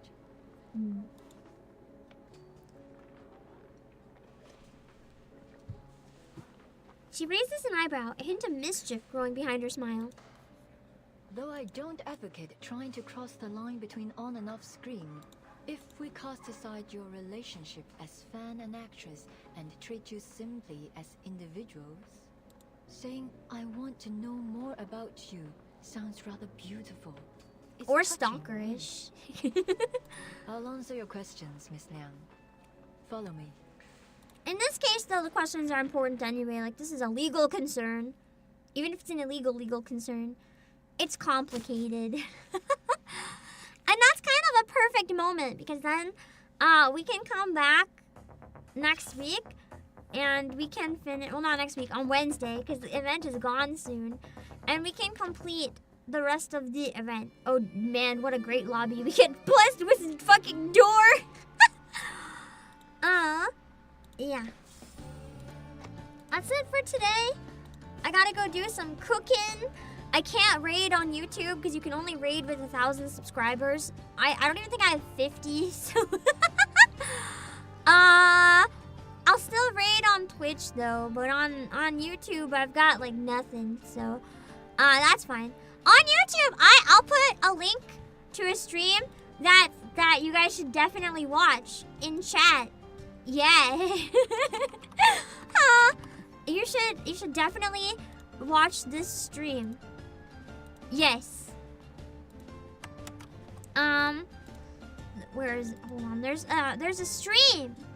You guys should definitely watch this Final Fantasy XIV stream. You should definitely watch that one. Definitely. I can put that link in Twitch chat as well. Actually, you guys should definitely watch that stream. Definitely. No one is here. Door, shut up.